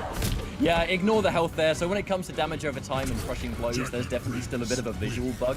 The damage is right. It's just that the visual representation of it on the health bars sometimes kind of takes a couple of seconds to catch up with itself. When I very first saw that, I was like, wait, what? What's going on there? But rest assured, the damage is the way it should be. It's just sometimes the life bar gets a bit confused. The first win for K-Top. Here we go. Quite decisive win as well. I mean, on paper, what you said, what I didn't know, the Shrapnel Blast being nullified by the glow. We didn't see that in play. The Joker. And we shall not see it in play at all in this set, it seems like, as Omi decides to go with the Joker as the answer to K-Top's Jackie here. Yeah, Joker doesn't do terribly. He has a lot of answers to the kind of section of the screen that Jackie commands. or otherwise commands. In this case, we have Jumping Jester, Kapow with crazy corner carry. Now, we talk about the damage and everything off Kapow, but that can sometimes take you just shy of coast to coast. If you land a hit mid-screen and that combo finishes without being broken, you're pretty much in the corner. But Wow. Right place, right time, right as Omi spends a bar as well. Oof, that's a feels bad, man. Wow, back-to-back pokes. Mashing out here on both sides. Jump in though, and that gives another opening, an opportunity for K-Top. No breaker for Omi. Nice block from the overhead though, and there's the Kapow. K-Top has no bar. This is gonna hurt. Wow. D2. One more combo. Good long. Uh-oh. Oh, this is gonna hurt in the corner. Jump in kick. It's gonna be. No! There's no way that was intentional. And surely that projectile could not have been intentional at that range. Out of all things, Ketchup, out of all things, he goes with the straight gunshot. I mean, Is that a jumping gesture? In good conscience say that was intentional. Surely he was walking back and he tried to do forward one. Like at that range, you wouldn't do a projectile that slow recovering. Yeah. Pretty sure that's back forward one. That's meant to be. Oh lordy lord. Anyway, K-Top, he's in a great situation now. The down one to steal the turn. The staggers on the mids. And Omi with a round loss that probably affects him in some way. To say the least. They're both blocking now. Not overzealous with the pokes. 2. Plus. And the interactable smart Plus play. frames into 20%. Oh, hurts so good. There's no way Omi can't challenge. That was a game where we really, Mr. Owens did not get a chance to see if Joker actually was the right pick. I think no matter what character he played there, that game could have happened. So surely, does he just go Joker again? I don't know. Surely. I mean, you put it best. We didn't see a lot of Joker. There was no chance. We didn't see it. It could have been any other character. But that interaction in that first round, that was just unfortunate. It must have been something that didn't work as intended. Well, that straight gunshot, no, I don't think so. If I recall, and by all means, chat, feel free to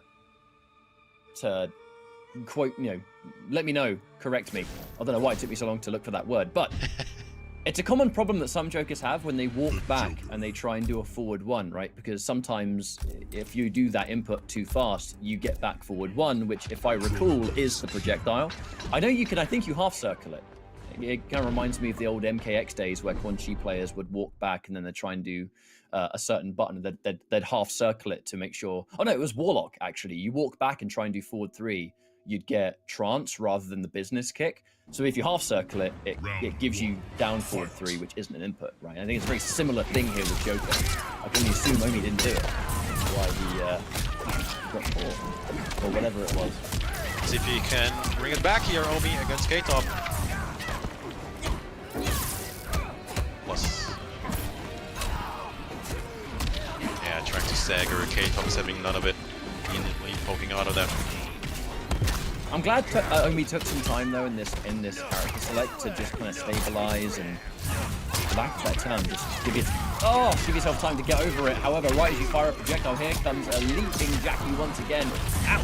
35%. Maybe he did mean it after all. After seeing that. That was at least that one was full screen. It was just a right place, right time leap for K-Top. Keep it simple. Combo. No, Kapow! Omi, stop playing with us. I'm not sure about what's going on here, Mr. Owens. I'm a little bit worried for Omi. I know he won the round, but it was not a clean round. Oh! Yeah, no down 2. And he has a good down 2 with that range. The Kane. Absolutely. Good pick up. Oh, lovely trade. To be honest with you, not a terrible situation. A walk back, and again, this time it does work. There is an element of it stopping some jumps because it comes out so high. It's not the end of the world for Joker, but K-Top has been there. I don't know whether he just has a crystal ball at hand, but he can kind of just knows That couldn't have been intentional. I mean, oh, no. you gotta be kidding me. What duck from K-Top, man? Ouch. It's going to be a lot of damage. He's unlikely to. It's going to be And, shift territory. Flank Grenade orbit. launcher. There it is. I mean, this is bullying. This is bullying. Catch up! He can't move. Oh, this is the corner. No, this is the corner. Joker, no, you loafers! Ah, A damn. flaming pool, eh? Final round. Oh, these brand new loafers should make short work of it.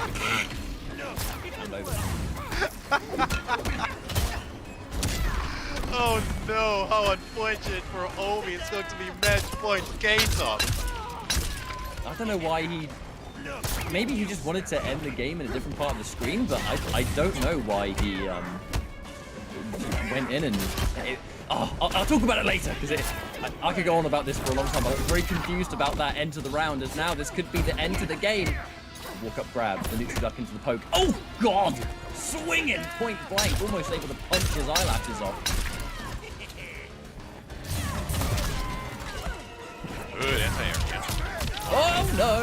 These grabs are just now working out for Omi, man. No breakaway as well.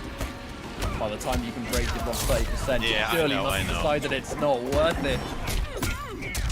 Oh, yes!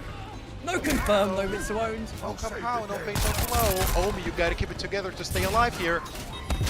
This corner as well. Wow! Probably looking for a flawless block. Not coming out, and the down two when he needed it the most.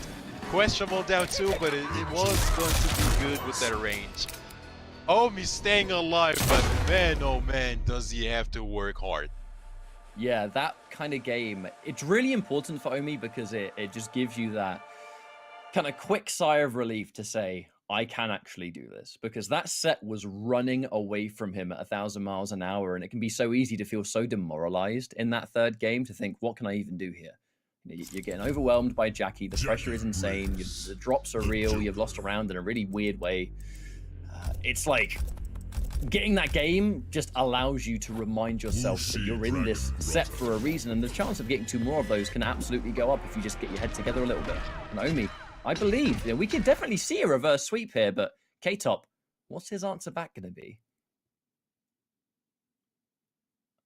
I feel like Omi still has to tighten things up, man. Those confirms, those drops, those kind of haunt you, man, especially against someone like K-Top, who's super on point with his execution. He makes every hit count, whereas Omi leaving a lot on the table. Walking right up and that mid comes in out of nowhere. Oh dear!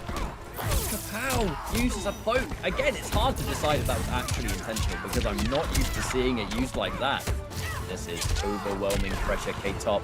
Oh! Yeah, I mean, it's just too many situations where we have to give Omi the benefit of a doubt. Like, was that intentional? Was that a mistake? Like, it's just too many mistakes at this point, at stage in the tournament.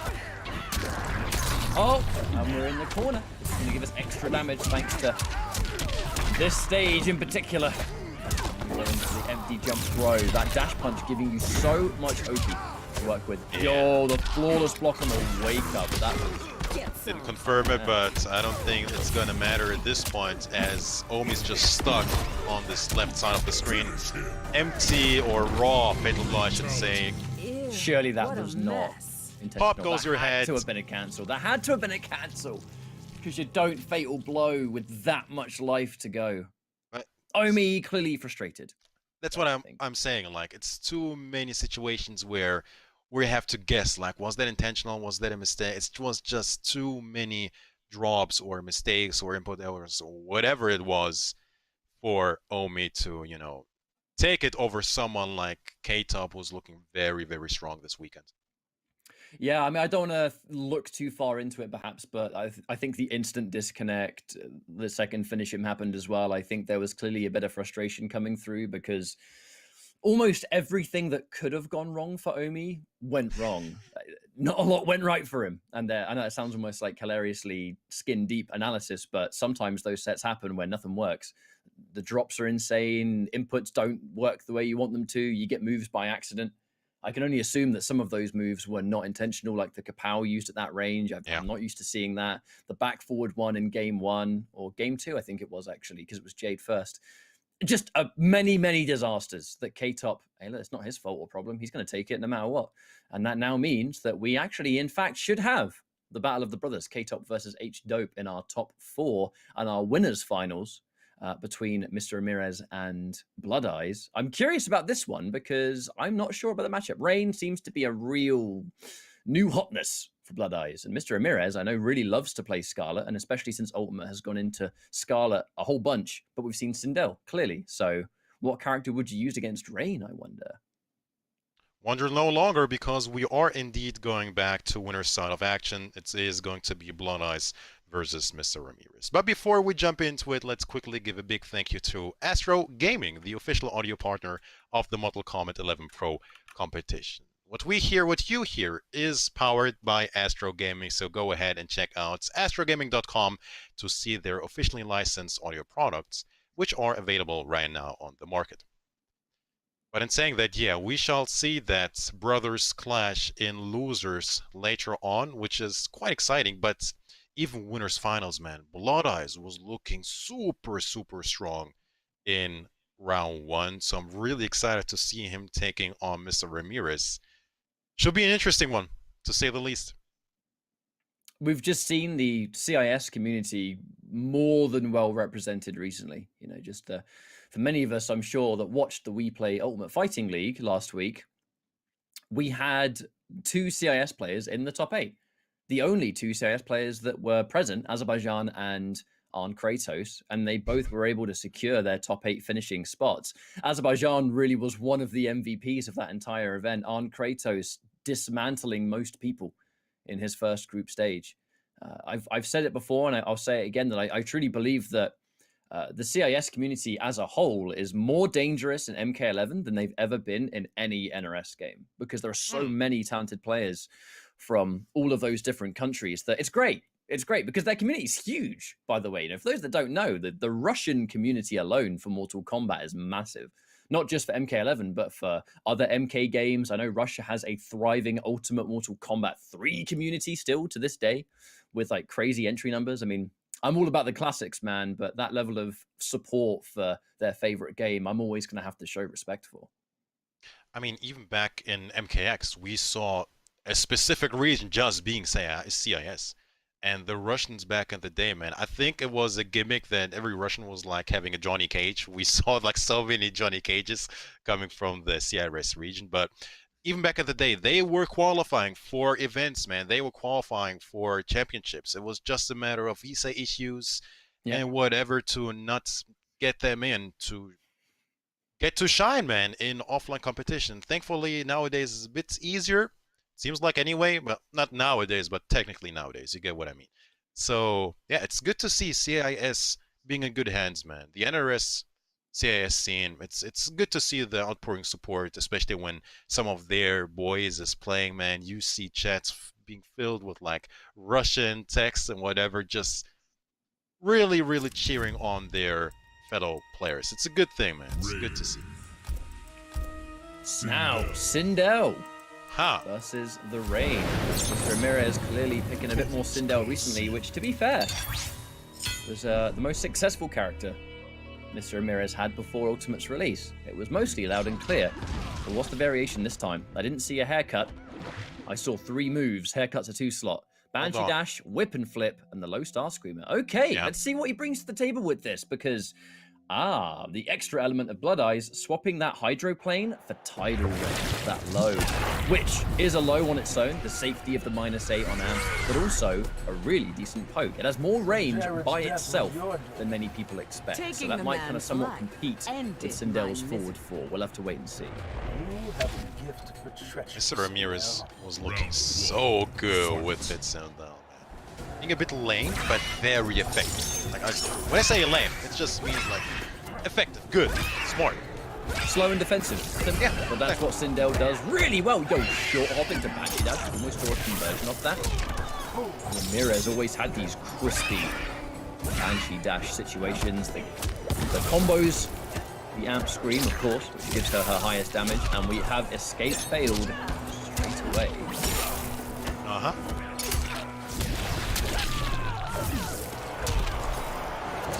50% gone just like that. And there's the mix-up. The second you have Tidal Wave, it opens up that 1-3 game to be far more devastating. That's first grab. Blood Eyes doing the right thing and just blocking, you know, waiting for his turn. D gets grabbed, who cares? And a down 4. Qatar is going to do the job for round 1. Fight. This is tricky. Mr. Ramirez was so effective earlier against a Livik, but Blood Eyes is so good with his movement. It seems like he is going to be finding his way in regardless, even if he needs a projectile or two on his way in. I mean, the life bar is just one resource of many. And the plus frames, oh, I mean, we're online too, right? So those short hops are going to be a lot harder to deal with. You take the plus frames of Tidal Wave and then you create a short hop on top, it can be quite scary, I imagine. Evaporate.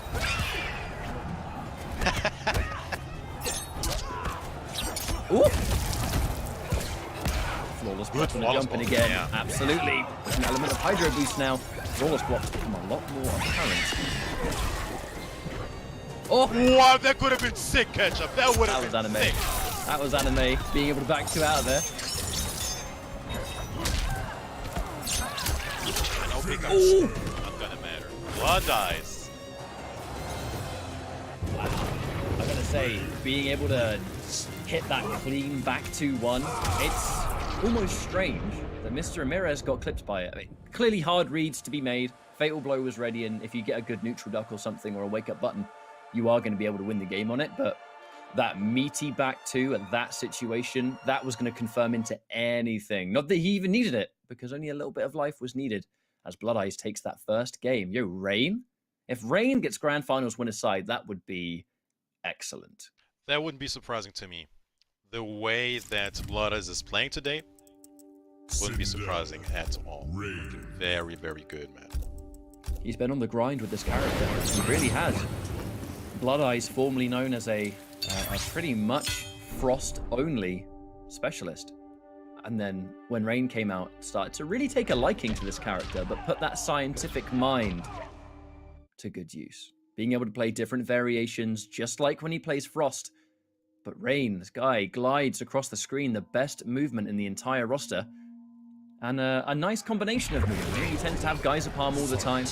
Tidal Wave can be really important for some matchups. Now this full screen game is where Mr. Ramirez will have the advantage. Rain has movement and buttons, but they're very stubby. He doesn't have a lot of range to work with himself. Oh! Yo, he was looking for the KV there. Cheeky.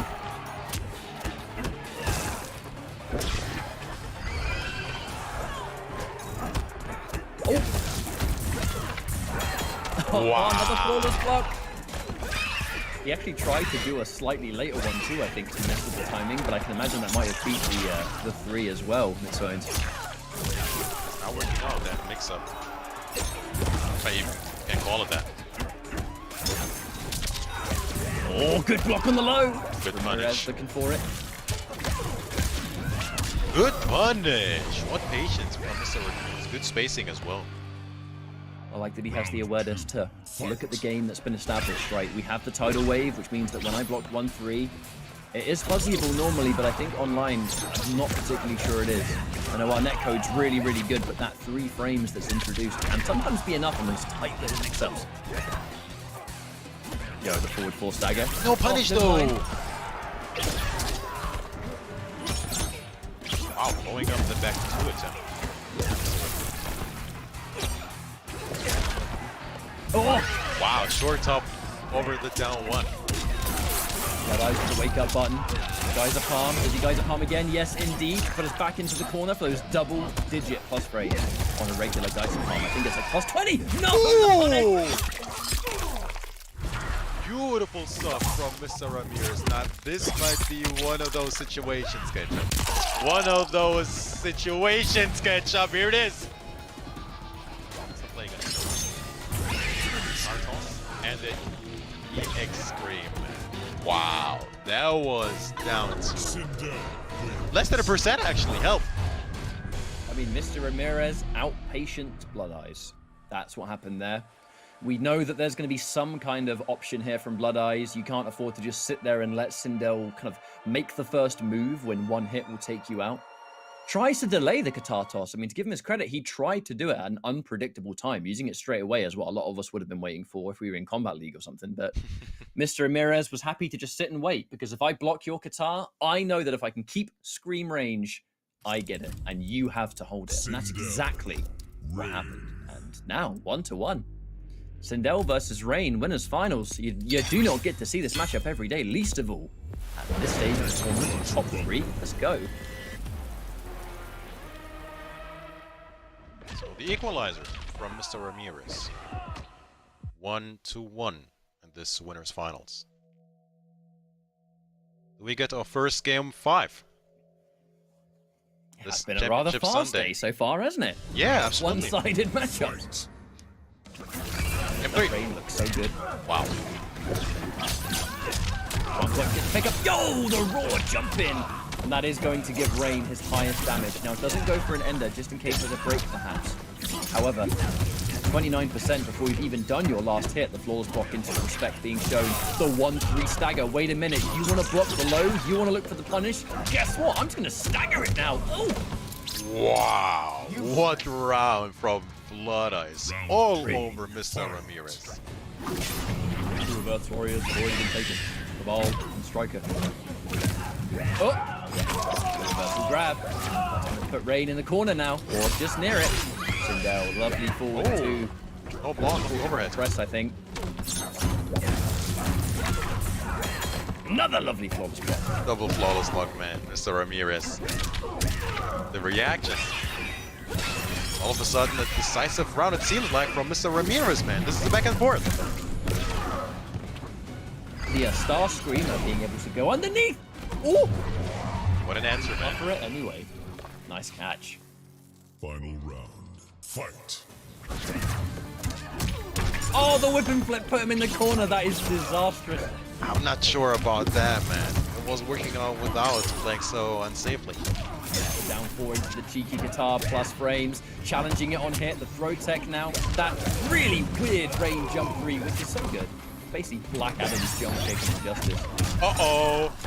Big punish on that forward 2. The problem with this variation is that that really is as good as it's going to get in the same side situation, because any other big damage would have put Mr. Ramirez out the corner. Now the hit was like, ooh, that would have been a big catch. Big damage to be dealt. Ooh, not quite. The cheeky little trip. Still doable for Mr. Ramirez. As Blood Eyes cornered, but man, he can't take many more of those trades. Wow, still gets it down 1, even though he did go. Wait a minute, a scream and a dream.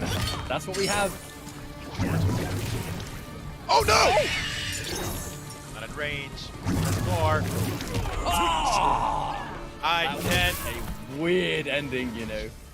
I mean, you really win with that? And there's many different things. It all depends on the meter, or it depends on your options.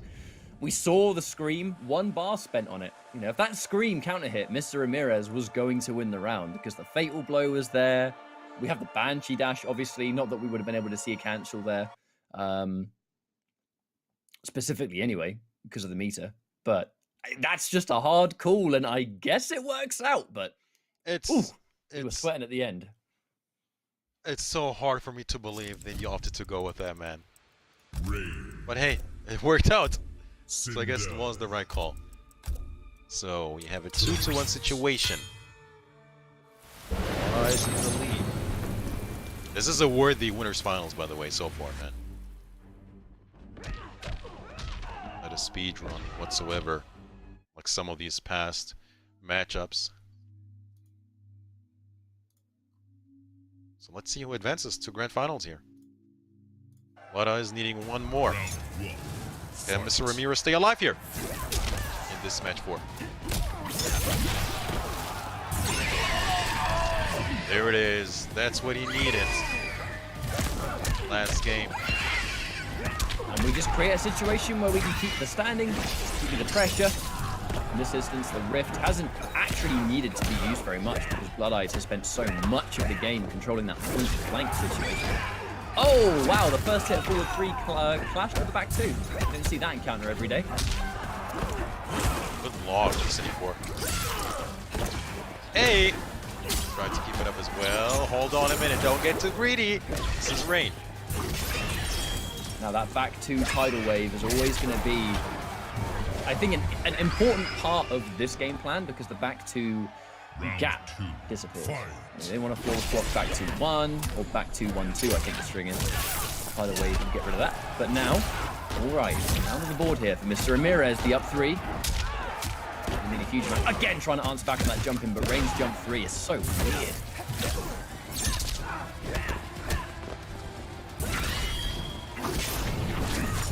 Find that projectile, the hair flip. Needs to be punished by the guitar toss. Being able to nullify that Star Screamer, it makes your guitar toss a lot more effective. Normally, she would just low profile right underneath it. And we even saw it go underneath the mid version on Amplify. The 1-3 into stagger. Again, I like this combination of Tidal Wave and Hydro Boost because you want to answer back with the gap or whatever. Here comes Hydro Boost to completely blow it up. And now a match point here for Blood Eyes is Rain. Gonna be grand finals winners. I'd love to see it.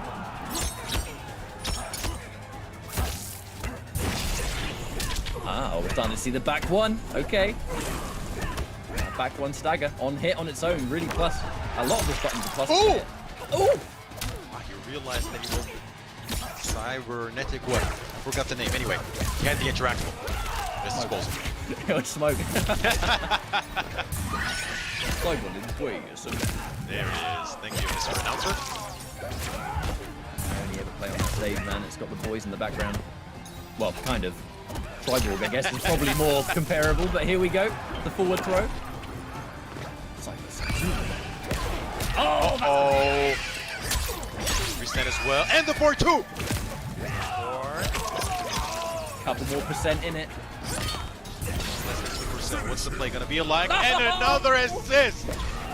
Yo, Cyrax's bomb doesn't count as a projectile. Let's go. Wow! God, Cyrax finds a way to break every game, doesn't he? He really does. Oh, I assume we've had a disconnect here. Well, Some sort. No, never mind. We're good. We're back. Thankfully, at the end of the round anyway, so it doesn't really matter. Just can't get whoever back in if there was going to be disconnect. But what ending to that game, man! That actually makes me laugh, how Cyrax isn't even in this game and still manages to find a way to break rules. So I guess that's it. I guess that is a question being answered, that the rift that nullifies projectiles does not nullify the cyborg bombs. They just mustn't count as projectiles, right? I can only assume. Never seen that encounter before. Yeah, that was a proof of concept. But it's also ironic because Blood Eyes did go with the smoke assist. And maybe that's when Mr. Ramirez was like, hey, hold on a minute. I still have like 2 bombs at my disposal.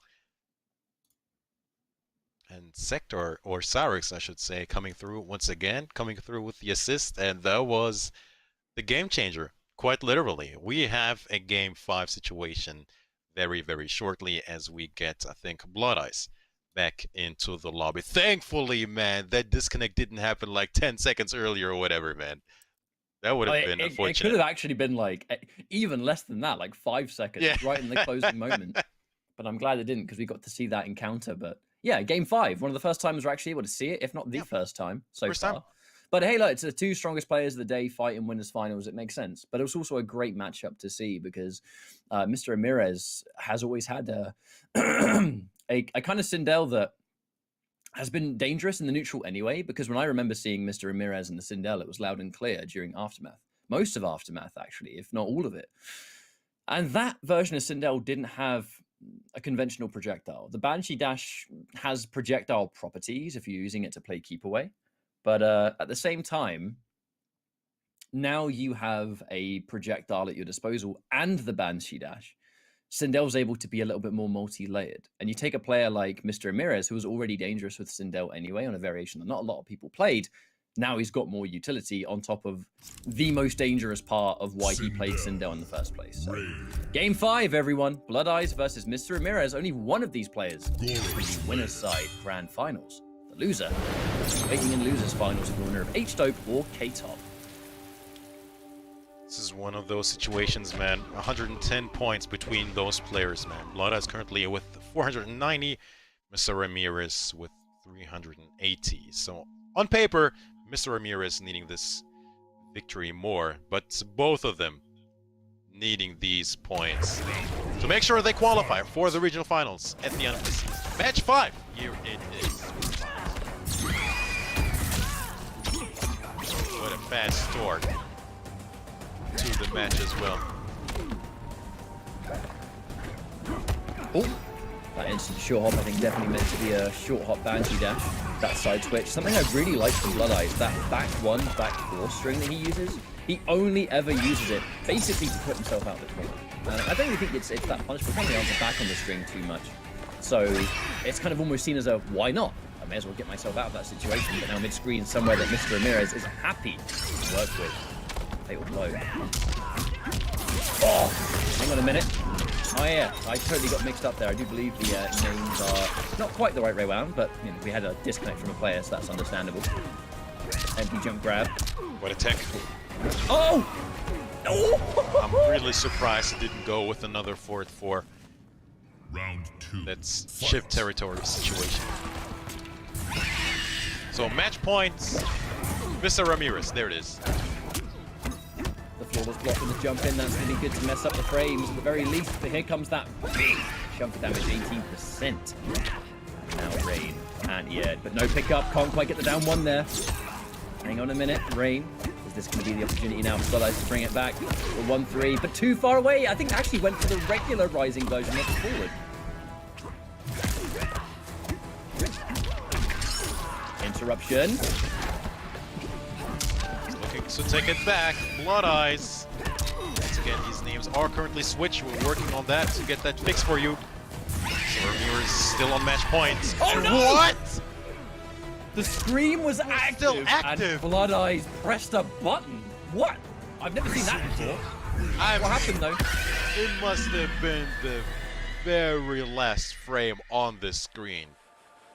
I mean, that scream only crushing blows when it's a counter hit, right? And that was late in the frames. He stood up late and got hit by the crushing blow. He must have done delayed wake up into button press. And like you said, it must have been like the absolute late section of the screen. But an unfortunate end there for Blood Eyes and winners, I will admit. But Mr. Ramirez continuing to play incredibly well, and it has been Sindel, man. She's been the pick of the day for Mr. Ramirez, and it's great to see him doing well now with that grand finals appearance. Good stuff. That was a back and forth, man. That was a worthy winners finals. Quite literally back and forth. And we have Mr. Ramirez qualifying for grand finals. If memory serves me right, that is a guaranteed 300 points. As I look into my notes, no, 260, but good points regardless. Looking good to make region finals as well. We're in our top 4. We're about to find out who's going to meet Blood Eyes in the losers finals. Because now, you know, the points are good. You know, you get a decent chunk of points at this top 4 situation anyway. But now the Battle of the Brothers, where we can talk about their mains all day, every day. Gonna be honest, it's irrelevant because they're fighting each other. I have no clue who they're going to play. They do not tend to run the conventional. We don't see Jackie versus Shiva. We don't see Jackie or Shiva at all, actually, when they go head-to-head. They've picked some weird characters, and the reason for that is often that they practice against each other so much, and they play so many characters. We can't go into this matchup with any kind of established meta. Whoever works in their practice games is who we see here, and it could be the last character you expect. From one twin brother to another, this is something that you are never ready for, I promise. I'm sure you can tell us a story about that one. So let's see how it plays out. H-Dope taking on Keita. But before we jump into it, let's quickly talk about PS4 Tournaments, the presenting partner of the Mortal Kombat 11 Pro competition. Check out the weekly tournaments, which are open qualifiers for all skill levels. Compete against your friends and rivals for unique rewards. Go ahead and visit the PlayStation 4 Competition Center, the one destination that has all the content and tournaments and gives you tips and tricks for all skill levels. Go ahead and sign up at compete.playstation.com with their PSN ID. And once again, I think it's a beautiful story how many people are using that platform, which is very easily accessible and just takes so much work from you, man. You don't have to submit scores. You don't have to invite your opponent really so many times and whatever, man. Don't have to take screenshots, evidence. It really does, man. It really simplifies online tournaments. And once again, man, Oceania Week 3, 40 entrants, man. No, just 40 registered players. And just the other day, we had over 100. As we say, bless you to catch. I'm really sorry. I tried so hard to hold that off, but we reached a point of no return and I had to dedicate. Thank the Lord my microphone has an instant mute button. Oh no! Well, you didn't mute me, so I did get to hear it once again. Fan service. Oh yeah, this microphone. All right, no, it's good. I've got multiple. I've got multiple. Don't worry about it. You're good. We're good. We were saying, yeah, thanks PS4 tournaments, but saying that we are going back to the loser side of things. The Brothers Act is indeed happening. I was teased that earlier. Too early, actually. I called too early. It didn't happen yet, but now it is going to be official. K-Top versus H-Dope. Yes, indeed. Now, to recap, we have seen countless characters. We've seen Jade, we've seen Fujin, we've seen Spawn, we've seen Liu Kang, we've seen Kung Lao. I don't know who we can expect next.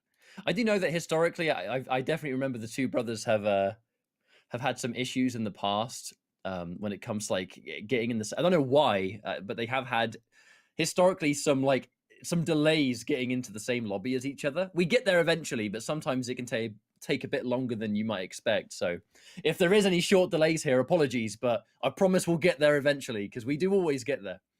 But I'm really happy to see the climb of these two players. I've said it a bunch, and at the risk of sounding like a complete broken record, because I think it's such an important talking point, is that their debut into Mortal Kombat actually began with Aftermath. The entirety of year one, they weren't able to play.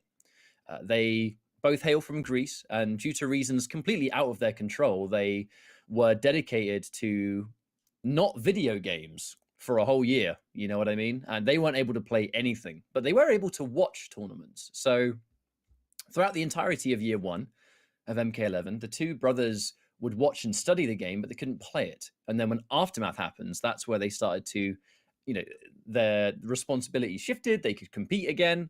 And they were slow starters, as expected. Having to catch up a year later is no easy task. But now, in Ultimate, the game was a bit of a refresher, I think. The ultimate variations and being able to custom choose your moves really helped the two of them because it went to a bit more of an even playing field where now they are some of the most dangerous players in this part of the world. And they consistently prove that in not only the pro competition, but open series and community tournaments. There's plenty of them. And on the subject of open series, while we wait for these two players to get in the lobby, I'd like to remind everyone that Open Series is continuing all the way through April.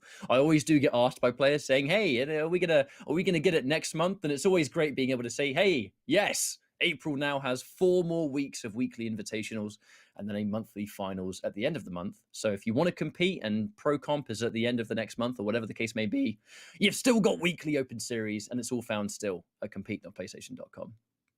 I think it's a beautiful story that they don't get to play for a year and then are just getting wins left and right. I mean, for a game that's been out for 2 years, to be missing out a complete year and then, trying to get that experience back. I mean, it's one thing watching, man, but actually doing that stuff yourself, it's totally different. But to destroy the competition, just like the way they did this week, I mean, that's impressive in and of itself. And as we have the time to go ahead and watch over their paths as well, man, K-Top is looking so good throughout the entirety of the pro competition. Once again, second place with almost 1,200 points.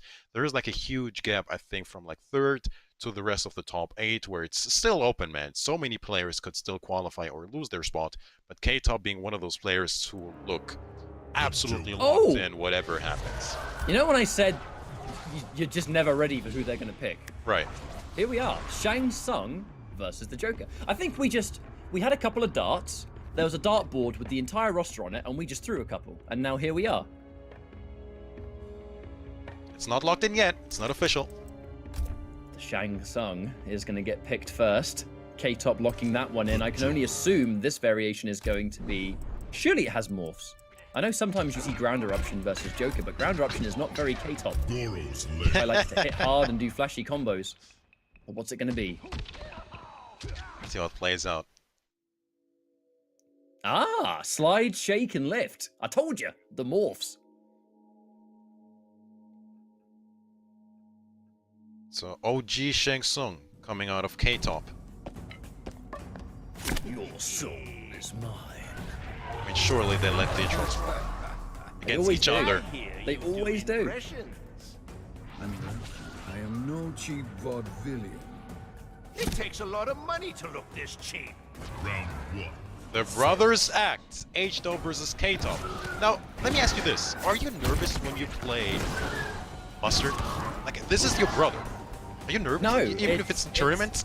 It's actively something that this is a long time ago since I was able to compete, but it was something I would actively look forward to. You feel very proud that you're able to fight each other at this stage of the tournament because you've both earned a far stage point to be there, right? So this almost feels like a treat sometimes. I know they're both going to want to get that win, but you kind of see whoever wins this matchup, a win for one of you is often seen as a win for both, because you put in so much of the grind together that it's a special moment when you can compete with a family member this late in the tournament. I know BGY and Josh GQ, Raichu, they have the same kind of philosophy on that. Any brother that plays, and Bio and Honeybee, I'm sure they'll agree, it's just a great thing to happen late in a tournament where it's like, hey, we're both godlike.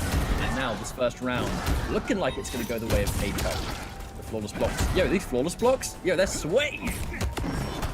Oh, a bit too late on the punish. Or counter. That was a backdoor, I think. Good OS.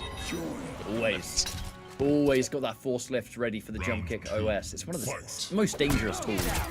Easy 26% at least. Oh, the punish though? Okay.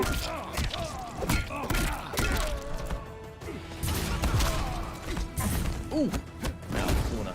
Nice use of the wake-up roll, though. Tries to get the side switch on that flawless block. You actually rarely see people flawless block 1-1-2. This is clearly how ready they are for this matchup. Expecting the interruption on the plus frames. In this case, does the kick ender. But no counter hit. Corner pressure for Joker. His favorite place. Oh, no! EOS once again. Oosh.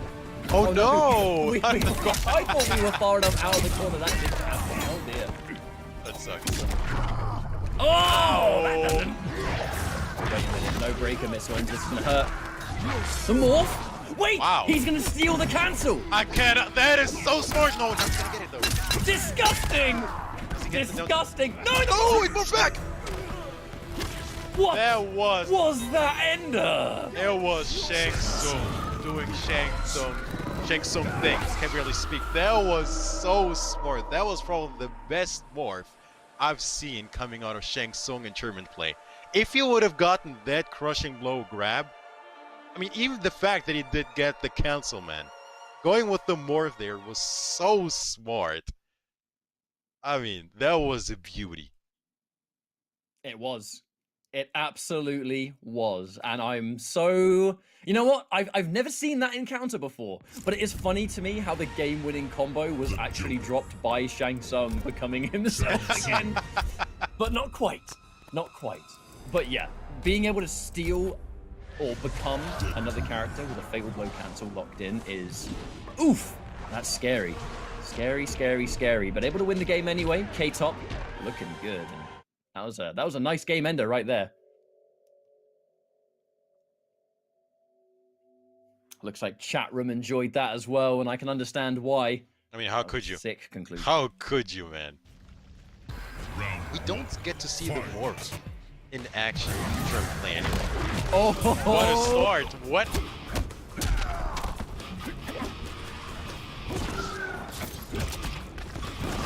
sticking with the Joker versus the Shang Tsung. This is where...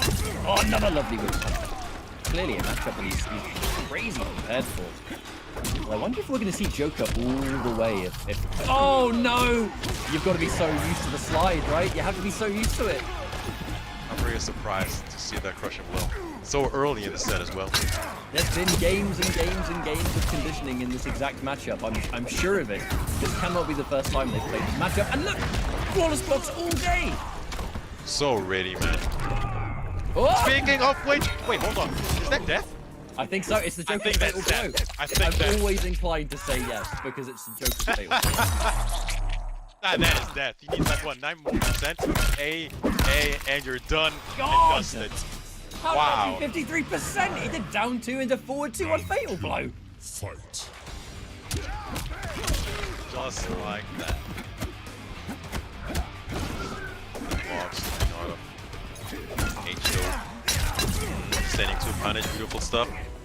They tried to get the repositioning, not gonna get it. It's opened up. Forward 1. Oh, this is gonna hurt them in the corner. Ooh, able to get that crazy access to damage too. That nice little standing 4. A bit of a tricky link for some players, I think. There's the confirm into Ermac. Side switch. Like it. Oh no! Oh no! Completely whipped on Joker. Not sure why he kept that combo short. Instead of going with oh, maybe he was afraid of dropping it? Yeah, sometimes you would say breakaway or whatever, but K-Top had no defensive bar. Yeah. So either way, you know what? Not gonna matter. Game. Doesn't matter, yeah, exactly. It could have been a disaster, but wasn't, as now H-Dope takes the second game, the Joker coming out, and one of his many characters. And I said at the beginning of this series, expect the unexpected. I don't think any of us were expecting a Shang Tsung.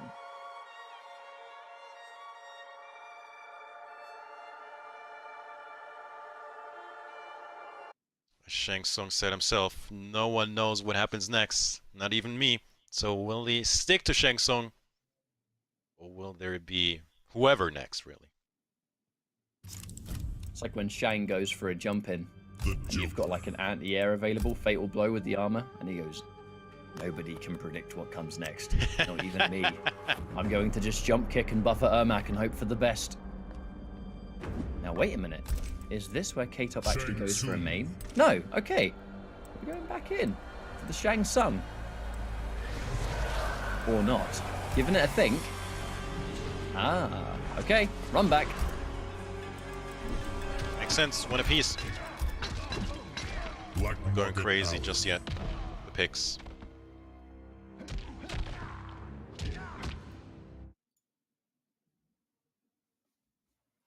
So far, an evenly matched set, I should say.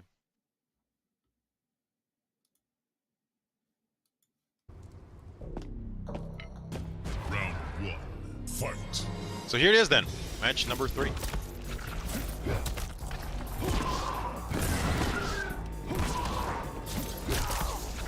Auto zoning. Might have K-Top earlier. Now you can assume those projectiles are in some ways to get you to try and throw projectiles in return, but the shakes can come out. One of the reasons we haven't really seen any of the projectile game from Joker here is the sheer existence of the shake. It makes you hesitant. I want to give Shang Tsung 3 damage, but now forward 1 into corner pressure. Yo, wow. Standing 2. God, that button is good. So high in the air as well. Uh-oh, no Ermac for you. And I break. don't know about that breakaway catch-up. Give width. All right. Whoa! He heals. Damn, to stay Joker for longer. The pressure and the staggers. Wait a minute. Hold on. He might morph back. He drops the combo. No, he drops the combo. That would have been so good for K-Top. Oh, dang. Wait, did he EX the morph so he could have? Yes. The Joker mail. Okay.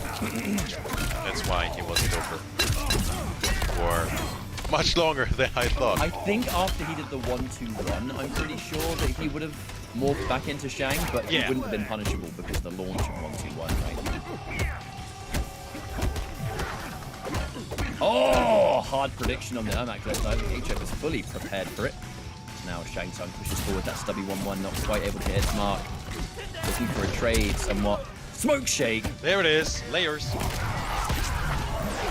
want to be a rushdown fool with the smoke shake.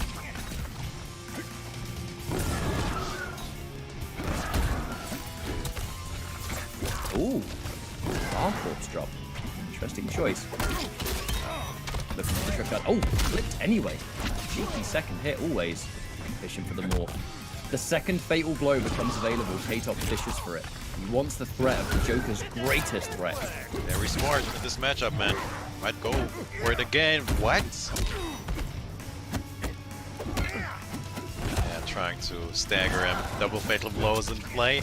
Time is becoming a factor. 16 seconds. Whip What a whip. Oh, that's it. That's going to be another game. Here is H-Dope. The Joker looking real good so far. Now, K-Top. Alright, he's dead. He's dead. I mean, for a split second, he was hovering over Jackie, right? So is this one of the first times we actually see a tried and true name coming out in the Brother Battle? Because look, we're top 4, but top 3 points is a lot more attractive, especially now we're later in the stage where the more points you get, you know, seeding in the finals and all of it, it still matters. Every point counts. And now it's do or die. I do not think we're going to see the Shang Tsung for another time.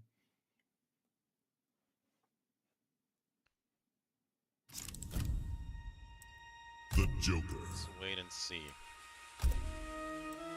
I'll bring over again. I'd like to see K-Top play Raiden one day.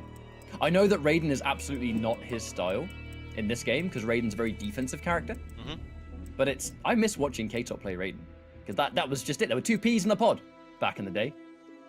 But now is it Fujin? He's hovering over so many characters that I'm not sure. Cabal.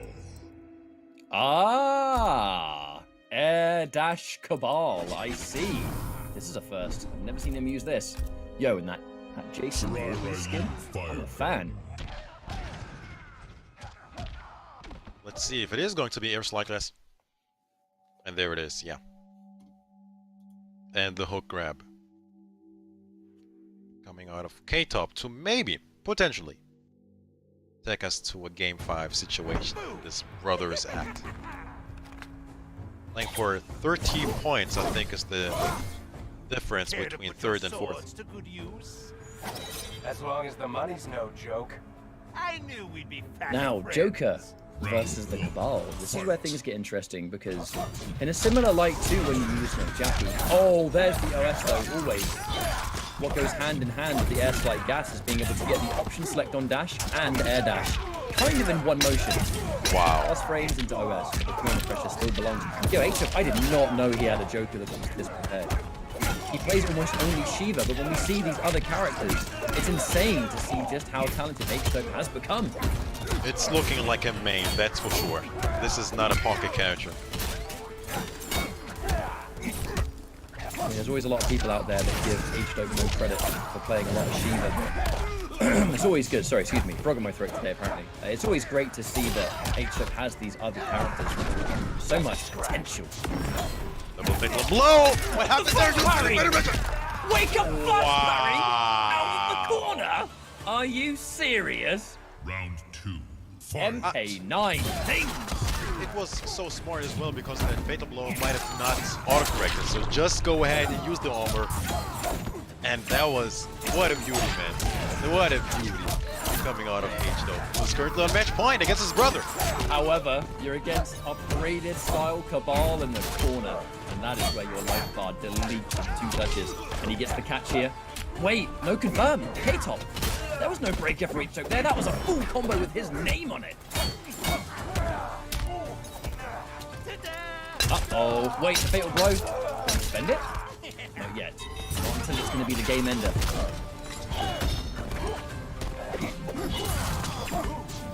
Big whiff. That for 2.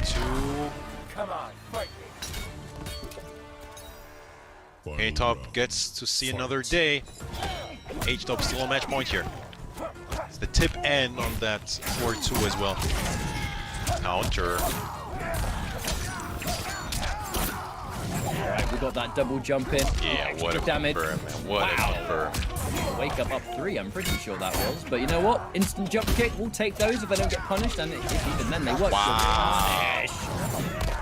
They're both so ready, Ketchup. Oh, wait a minute. No! Oh my lord! What was I that? say that, the first scramble. Coming out of H though. I'm not particularly sure what happened there. Cancel pressure into instant up 3. I don't know what that was. I have no idea what that was. Yeah, why would you press 3 after a cancelled fatal blow? Your guess is as good as mine. Short top, maybe? That's like the only explanation I have right now. Otherwise, I got nothing. Yeah, it could have been a messed up short hop, perhaps. I'm really not sure, but you know what? Now, we open up to yet another situation where is it going to be Joker versus Cabal, or does H-Dope have another pick up his sleeve? Cabal. Hovering over Joker. Uh-oh! Na-na-na. Na-na-na.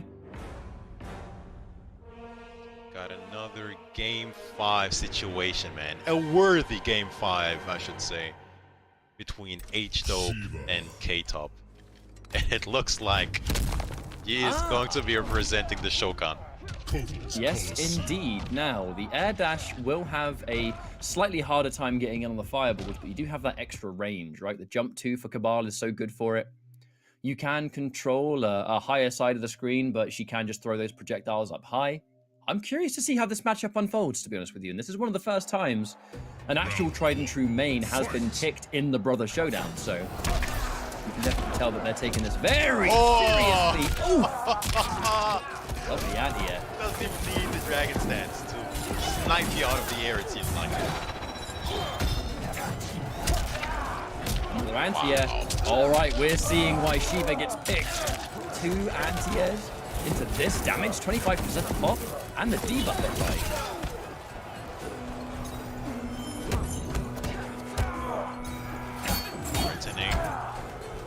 Block on the overhead.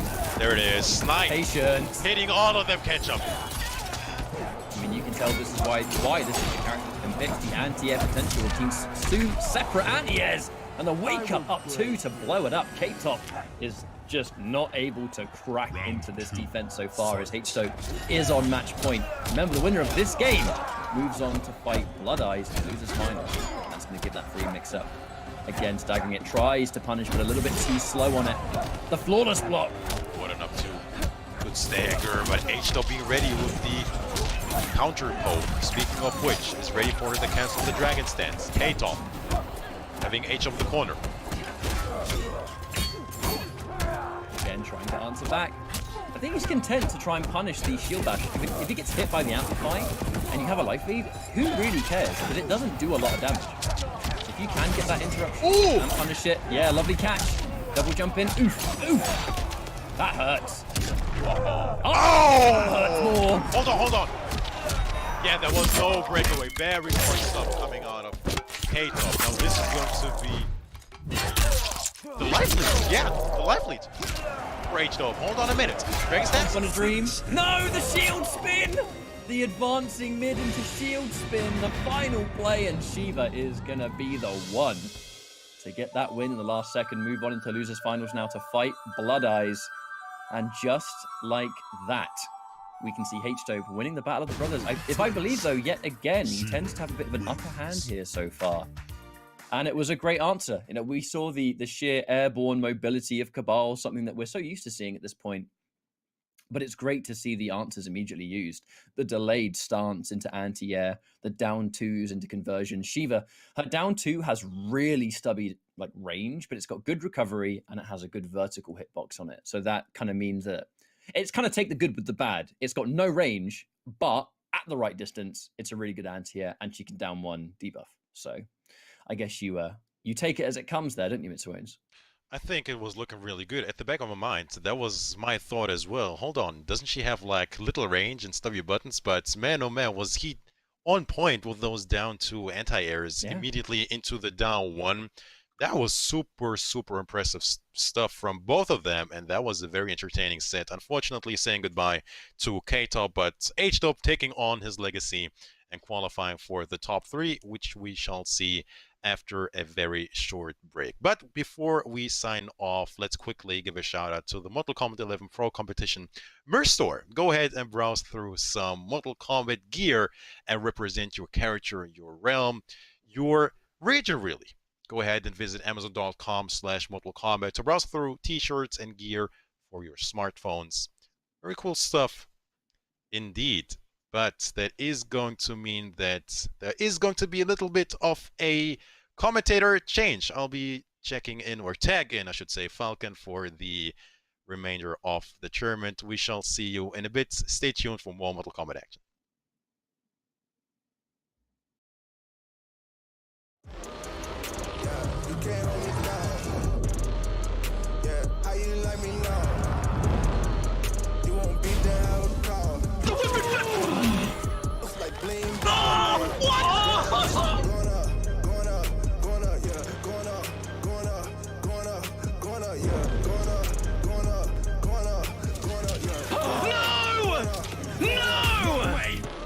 Jokes, no gimmicks, just combat.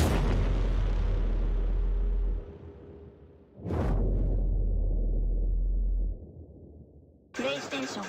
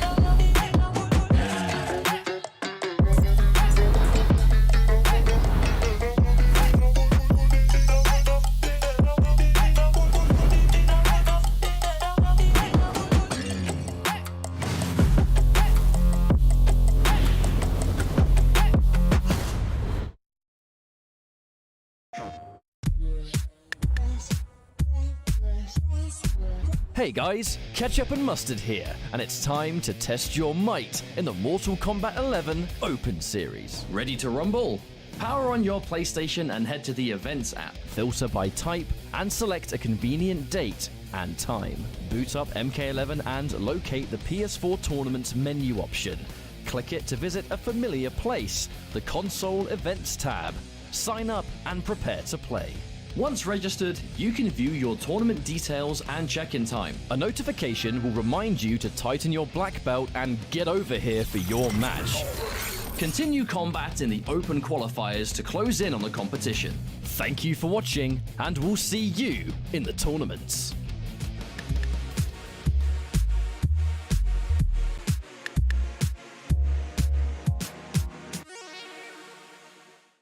PlayStation.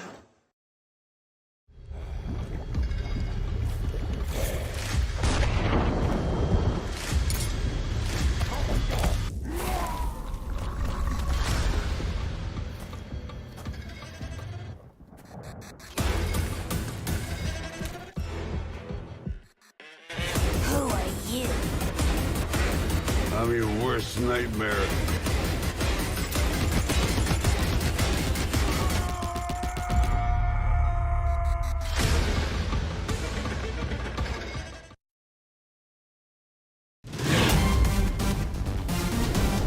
Any ring I step into is mine.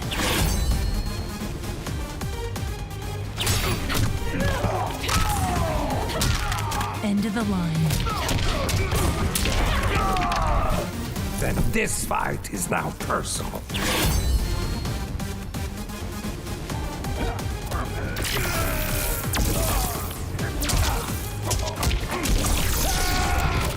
It is exhausting being so perfect.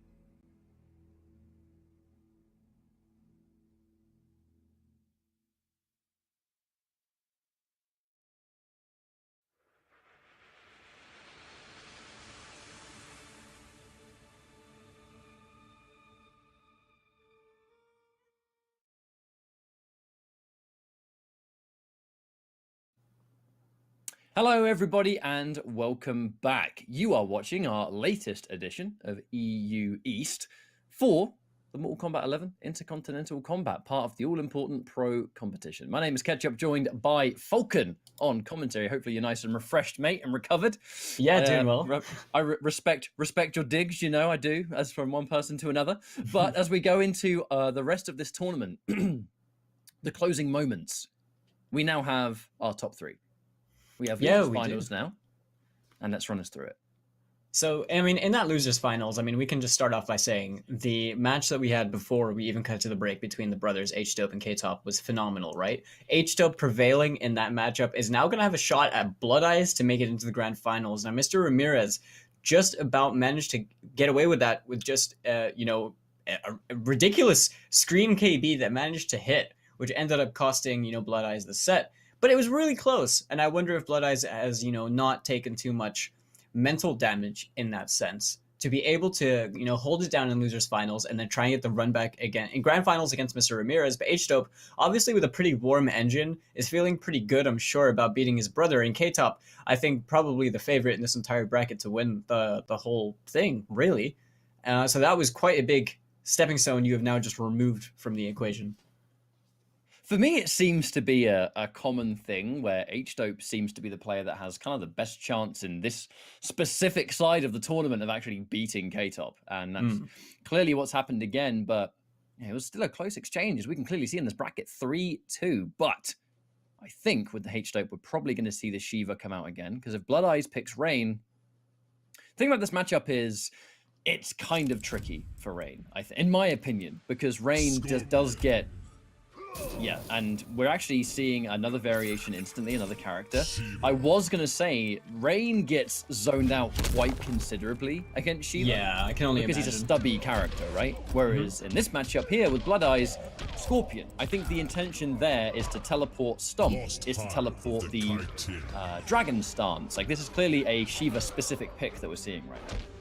Yeah, I think you're totally right about that. We did see, Scorpion being played by Magic T earlier on against H-Dope to try and contest that Dragon Stance. But H-Dope is also very aware of the opposing character, He's very aware and knows how to bait out teleport characters. Oh yeah, he sees you pick Scorpion. He's like, okay, well I know why you picked Scorpion, so let me just prepare for this later. Scorpion. Exactly. Slave of the Nether Realm. Kind of gives me throwback days of MK9 when I play like Sector and do loads of projectiles and then they pick Scorpion or Smoke and it's like, well, I know what you're going to do, so I'm just going to wait for the teleport. Exactly, and then you full combo them as soon as they do. Ooh, starting things off, well, Blood Eyes is obviously, he's a prominent Scorpion player. This is one of his, I guess, 3 characters that he tends to play the most. Scorpion really being like that pocket pick for the matchups where he just doesn't really want to play, but starting things off with that 4-3-4 KB as well. Force the breakaway off H-Dope. And he's rushing it down instantly. A major thing he's going to get in this matchup is just mobility, options to deal with stuff that otherwise options might not be available to you. Now here comes the debuff applied. Dashing down one just in case you challenge that back one, confirm. Yeah, but a good throw tech. I think this is a really good start so far though. Ooh, no amplified though. Ooh, this is an interesting round one, Falcon. It really is. I think H-Dope was respecting right there. Gonna catch right in the recovery, just not enough movement frames to allow Blood Eyes to escape that stomp right there. Good answer from H-Dope, who's now going to use the Dragon Stance, chipping away at his health bar. Blood Eyes has that fatal blow, can make a comeback happen if he's fast enough. Oh no, the timing was not there as the stomp will work wonders for the final bit of damage that H-Dope is looking for, but quite an explosive round one. I think we could definitely be here for the long haul. There's the confirm, the breakaway instantly, 2-1. Definitely, I think using the back door over there, fishing for an escape failed, knowing H-Dope is pretty on point when it comes to throw techs as well. Now H-Dope answering back with all of these mids, keeping Blood Eyes in that guessing scenario. Plus 15 restand. Okay, good guessing. The escape fail definitely going to come in handy for Blood Eyes over here if he's able to get that throw. Now what he was trying to do with the teleport against the stomp as well looks really tough to do, to be honest. So I wonder if he's going to have a nice answer, but that right there was a perfect walk back right there into the trip guard. He's going to get the spear confirm and in that demon breath for 326, keeps him standing, and the 1-1-2 is just try and check him in the corner. But this is looking like a sticky one for H-Dope. No punish! It's just Scorpion's movement in general. You know, the teleport is one element to it, but at the same time, his forward movement able to make the stomp whiff as well. And contrary to that first round, where a stomp was all H-Dope needed, that stomp was used, I think, to try and create that situation. Now, unfortunately, going for a big payout reward there with the teleport, but that is where the guess will apply. You just need to get the right call out. Walk up, grab. Oh, we have the KB as well. Yeah, no, albeit go for it. That wasn't exactly a punish, but not really going to matter too much. Speaking of punishes, H-Dope going to find one for himself. He's going to keep Blood Eye standing over here. Still gets that plus 15 from the final hit of that shield spin. I mean, this is up and get hit by the shield bash. That's got to feel bad. Oh, yeah. Yo, Flame Breath. Dashing grab. Wait a second. That's going to give the fatal blow now to Shiva, but is it a stomp? Are we looking for it? I think that was probably a stomp. Oh, no, too late. Just a little bit. Now we're in fatal blow territory for both players right here. This back throw is not going to kill. But the back two, oh, he didn't commit. Didn't believe. Chip. He didn't believe. Pushback just about saved Blood Eyes over there because of that pushback. You could tell H-Dope was trying to punish the Demon Breath. Just a little bit too short on it. And Blood Eyes managing to take away the first game for himself in what looked like it could have been H-Dope's round. Oh yeah, absolutely. And the fact that, okay, we kind of look at risk versus reward. So we're seeing Blood Eyes consistently try and go for a teleport just on the assumption of when Shiva's gonna land, right? And basically didn't work. The one time it did work, it dodged rather than punished. The one time he did the forward movement, obviously it got around. Where you are on the screen though will massively change its effectiveness, because if you're in the corner, walking out of it is a lot harder because you just don't have the space to work with, right? It's as simple as that. Yeah. But the Demon Breath is actually not a move that you see a lot of Scorpion players rock, but I almost feel like Falcon, I'm sure you'll agree with me here, in true Blood Eyes fashion, always got a quirky little way of playing his characters, doesn't he? Something. Oh yeah, for sure. I mean, he was competing with Purple Pain before as well. Yeah. Right? And he uses Hydroplane, which you barely ever see from Rain players as well. And I'm glad he uses that move because, frankly, I think it's an incredibly useful move. It's got a lot of utility to it and allows for certain punish options, right? So he's definitely a fan of playing these more unconventional loadouts, or rather picking these specific specials just to cater to his specific style of gameplay. And it favors him quite a lot, to be honest. But that was a great punish right there, just anticipating that forward roll from H-Dope. He's going to cash out in big damage right here, 36% because H-Dope couldn't break. And the back two again, clipping him, but the throw escape. Oh, but he can't punish it. That's unfortunate. Able to escape the stomp, but meter intensive it will be as that bar of defensive bar is used. Immediate jump in to cancel. The turn stealing down one delayed, forward four. Yo, H-Dope getting mixed all over the joint right now. Definitely, as it looks like Blood Eyes is kind of getting in his head a little bit with these shenanigans on the offense, to be honest. He cancels after the third, though. He was looking for a teleport. Stop. That one was always going to work. Too much recovery on Spear. Yeah, just a little bit too much, and albeit it wasn't exactly a punish. For anyone unaware, the Spear does have a lot of recovery frames, so it is going to catch you. If he tries to move afterwards, he just doesn't have that window to do so. That was a great punish, though. Oh, you're done. Slash. Now, this is an element where we're seeing someone that is absolutely prepared for the character through and through. Shiva's Stomp, it's not having an opportunity to be as oppressive as we're used to seeing. Unfortunately, it doesn't quite get the buffer there on the back two. There's no way he wanted to go for that on its own there. But, like I said, just when we're mid-screen and we have all of that real estate to work with, it's a lot easier to deal with the Stomp when your character has those kind of options, right? Some characters don't have options, to give them their credit.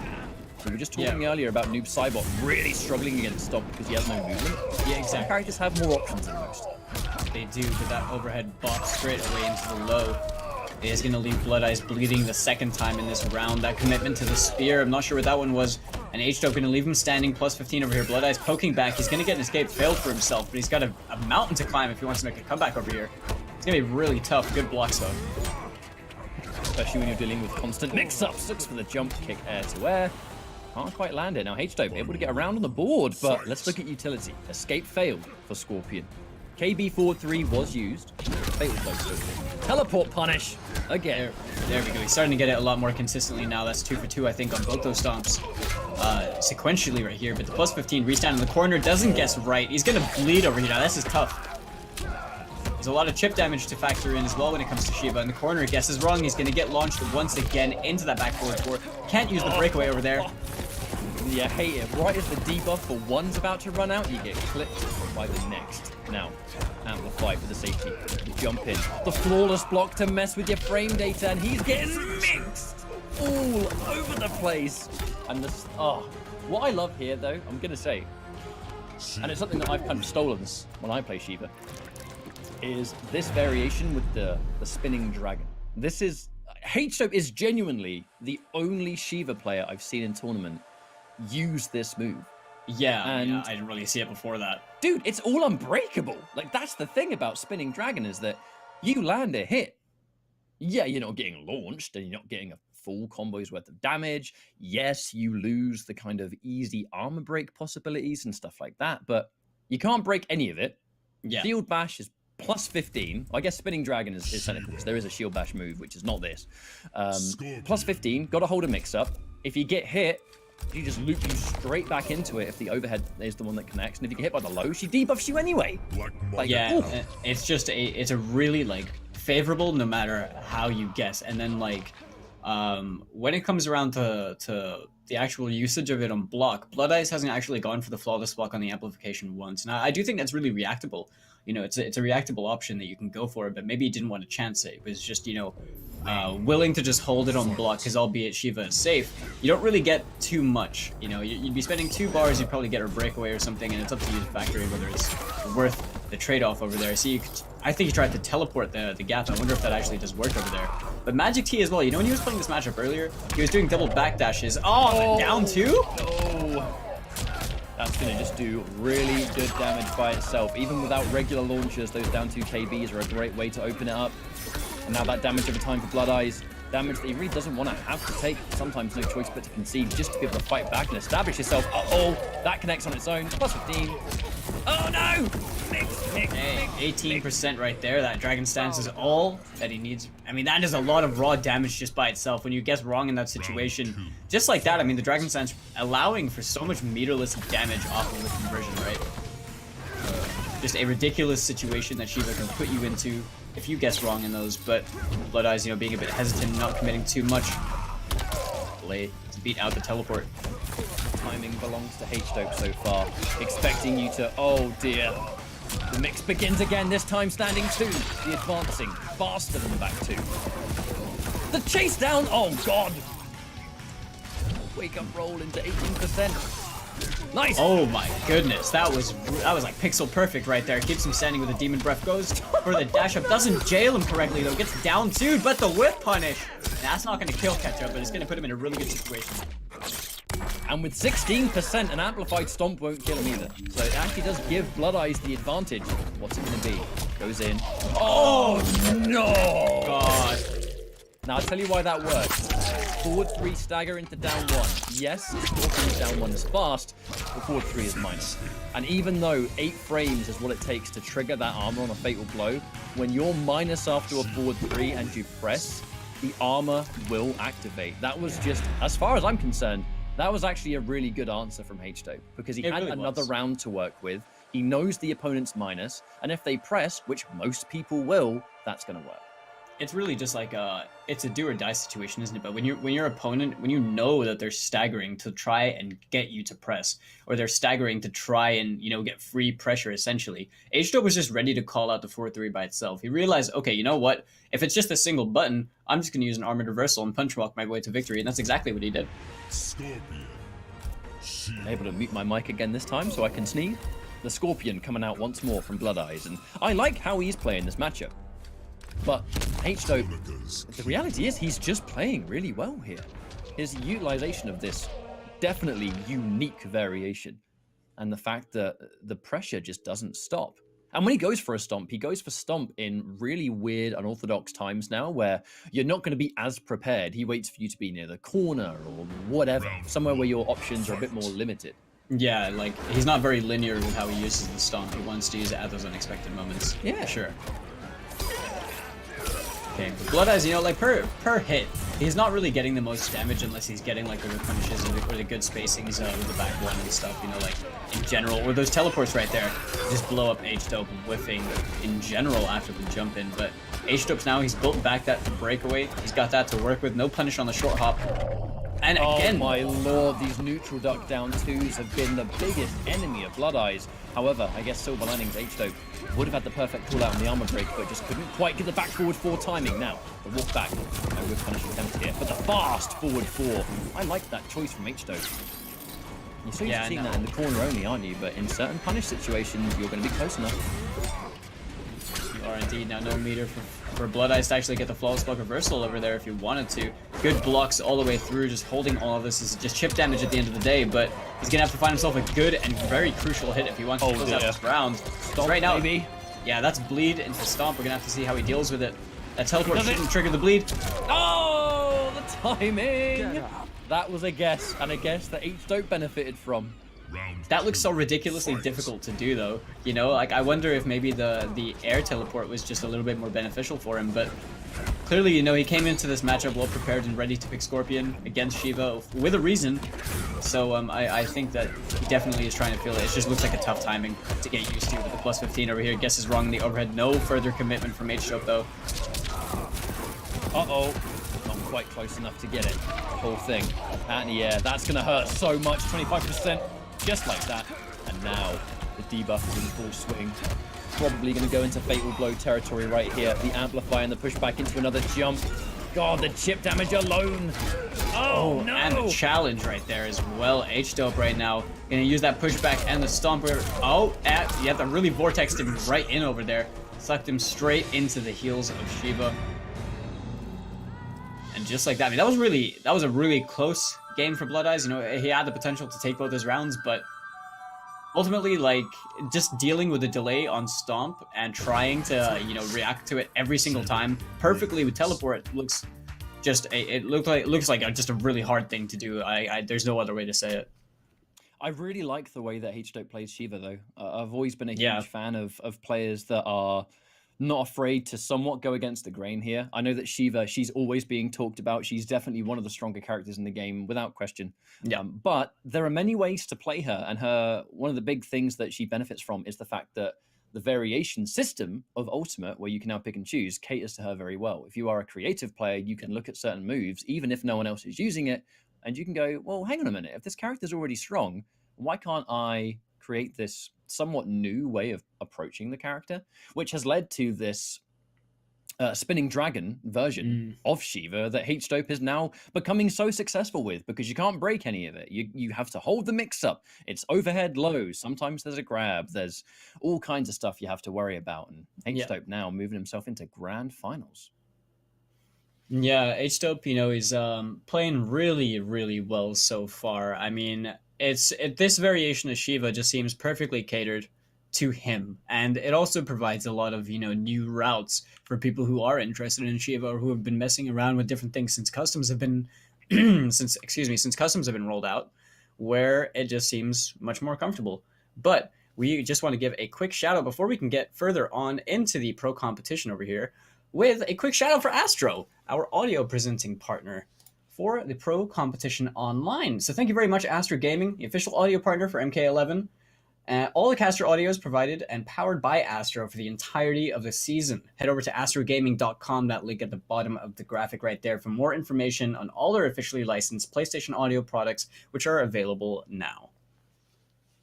I've been a big fan of using these Astro products all the way through Pro Competition. I was kind of lucky enough to get the Mortal Kombat side panels at Final Combat, which have just never come off the headset for as long as I've had it. And now we open up to grand finals. Now, this is actually, funnily enough, Mr. Ramirez going in with the Scarlet. There are some characters that are said to be very, very good at shutting down a Shiva Stomp, and Scarlet is one of them. I guess, I mean, the teleport would obviously be like the biggest thing, right? Just being able to down up on reaction pretty much seamlessly. But Mr. Ramirez, you know, we saw him playing Sindel earlier in this top 8. I did touch upon the fact that he's an incredibly strong Scarlet player. And now this is kind of, you know, a means of displaying that over here in the grand finals. I guess maybe just trying to rock with the Scarlet. I wonder if it's actually better in the matchup than Shiva or anyone else that Ramirez plays. Because we know Ramirez plays Shiva as well, right? So, yes, Mr. Ramirez plays a whole bunch of characters, but the combination of Bloodport and just, to be honest with you, the initial burst of the walk speed, I think that's what makes Scarlet really efficient at it. Now, yeah, I haven't seen it in some time, but I've definitely heard almost a bit of a talk of the town that Scarlet players, during the kind of age of Shiva stomping everyone, there's a lot of Scarlet players on Twitter and stuff that like, I don't have any problems because their character just moves out of the way. Now, this could be famous last words, but I'm very curious to see if the Scarlet is the answer. Now, we tried to blood port. The first stomp we see, though, I like the fact that H-Dope didn't delay or anything. He gave Mr. Ramirez no time to react. Yeah, I think he was really just trying to check him, right? And now he's going to start delaying over here to start messing with his head a little bit as he needs to. Good blocks from Ramirez, but gets opened up by that spinning shield. Good block again on the low, though. Yeah, clean punish right there. Oh, and we go boiling point. So that's always going to chunk the life down. Neutral being controlled. Wow, wake up down 2 from Shiva.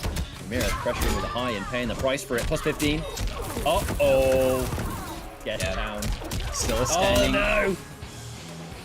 And that is rough right there. I mean, you really just can't use, I mean, as you mentioned many a times before, he's just unbreakable. You know, being forced to hold all that and also being kept standing, that's another thing, you know, against that kind of damage in the corner. But the back 3 boiling point right here going to take a nice chunk of damage. Mr. Ramirez is putting out that red rain as well to work with. Less damage, though, because you're stuck in red rain.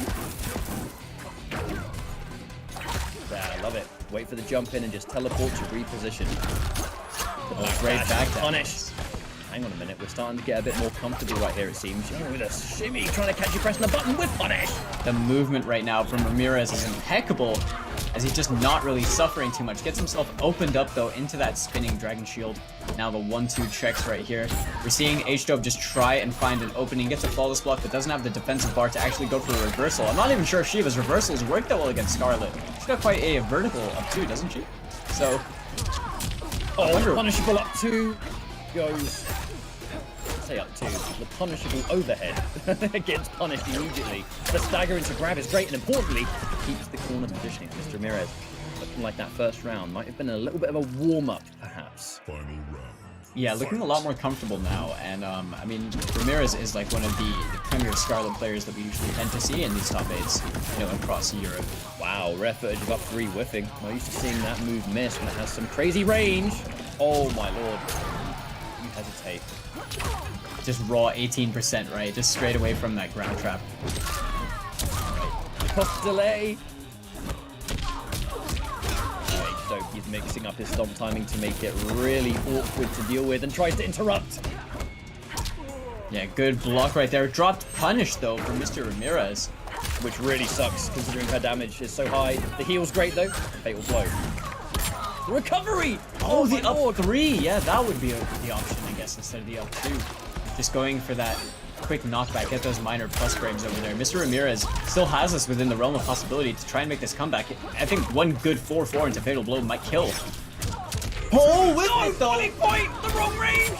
Falcon! Oh my lordy lord! The teleport was the right call out, but the wrong move!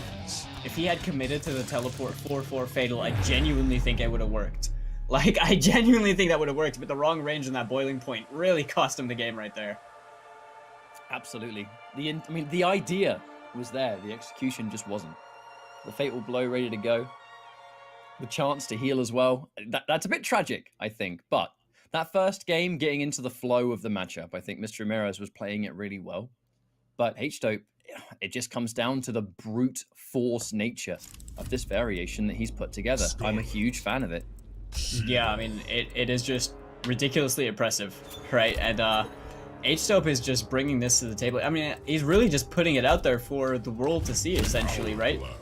That, hey, look how crazy this variation of Shiva is as well. Like, I know a lot of people are very focused around, like, Dragon Stance. There are people who are always complaining about Stomp. But in reality, I mean, that low grab and being able to recycle a situation where you can make that low grab a constant threat along other beams of frequency of chip damage, you know, high meterless damage, unbreakable.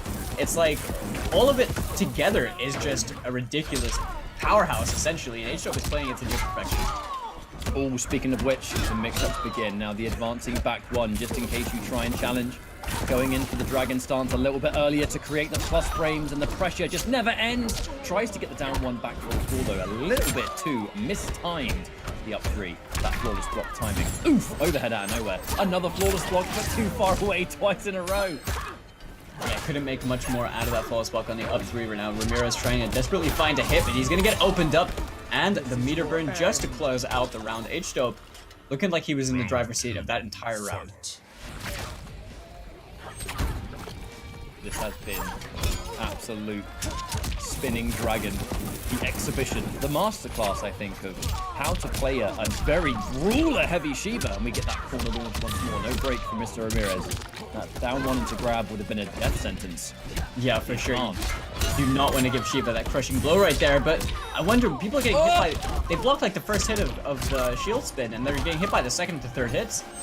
I wonder what that's for, but the 1-2-4 punish on that whiff throw attempt going to build back a little bit of life is Mr. Ramirez. No bar to spend, unfortunately, on that straight shot right there. Using the 4-4s plus frames, but the backdash into the whiff punish. Wait a minute, this is checkmate if this doesn't kill. Which it will. Even if it didn't, that was going to be a stomp with Mr. Ramirez's name on it and an unwinnable situation. I actually wonder if Ramirez could have won that situation, because I don't think teleport will trigger the bleed. It's not a physical movement, like it's a special based movement, the same way Scorpion's teleport wouldn't trigger the bleed. That's so true. That is I wonder true. if he had a perfect teleport, he might have actually been able to take that.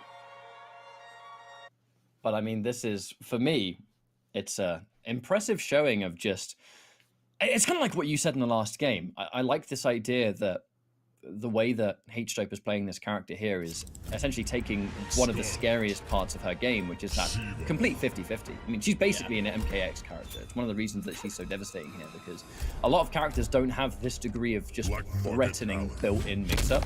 Yeah. The second you take that Queen's Punishment, that low, that mix-up exists in so many different ways where your opponent just has to guess. If you have something that creates, and like you quite rightly said, recycles that situation, yeah, it's scary to deal with. It's like a pseudo vortex almost, isn't it? It's like it's just a really rough part, because once you guess wrong, you are put back into that situation where you could guess wrong again, and then there's a lot of mental damage that starts applying, you know, over the course of time, which could eventually start tilting players or just gradually decreasing their morale. But Ramirez has definitely been fighting back just as hard as before. We're just seeing a lot more frequency and adaptations from H-Dope right now. He's just playing his game plan just a lot more comfortably. I think it's also very easy for some people to try and discredit H-Dope, because I know Shiva's not exactly the most popular character in the competitive scene right now, but it's not like we didn't just see his Joker versus K-Top do an absolute ton of work to reach this point. This guy is talented. Yeah. He plays Spawn, he plays... we've seen the Joker from him, we've seen Wow, we've seen Liu Kang. Yeah, He's a whole bunch of characters, but Shiva is the one that just complements his style the absolute best. Really forefronting this one specific style, the spinning dragon, which I'd love to see more of it in the future from other players, because clearly tried and tested in tournament. Okay, you can see Ramirez is trying to dash his way out to actually fish for the punish on that stomp right there. Wasn't able to get it though, as now H-Dope is really just kind of fishing for a hit at this point. Once again, flawless block reversal straight away into the up 3, completely mitigating any of that momentum or pressure that Scarlet is trying to build. You know, riddled with these flawless block gaps right there.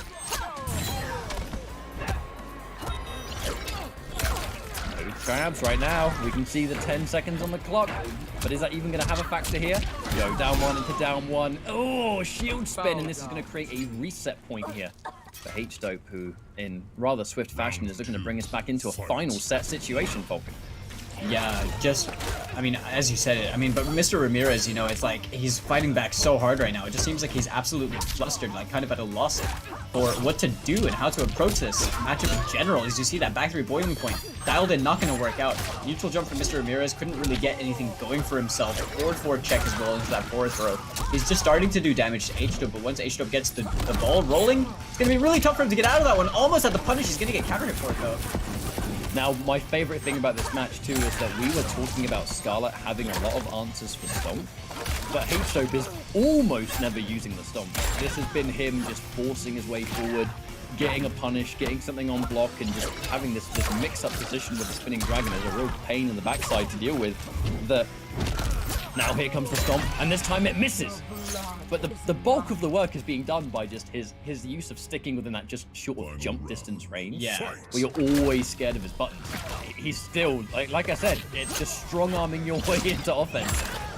See, like, you got advancing mids, a good dash, you got back throw Oki. It's like, you have all of that to essentially start guessing with. Then you got the overhead straight into the low grab as well.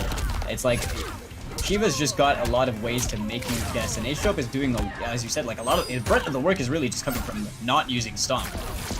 It's like you have a clear weakness that can be addressed by a character, just don't use it that much. As you can see, Ramirez is dealing with the Stomp very well now, but I mean, this situation, we got H-Stroke with Fatal Blow. We've been seeing him very unafraid to use it earlier on, but holding the plus frames from the 4-4 right there. Mr. Ramirez in a really good situation to potentially chip out H-Stroke, but the counter hit, guessing game. Wait a minute. Now, Mr. Ramirez has defensive bar. We could still see some kind of opportunity. The wake-up teleport. Oh, the up 3. Hang on a minute. I love the block on the overhead, but no, you're flipped.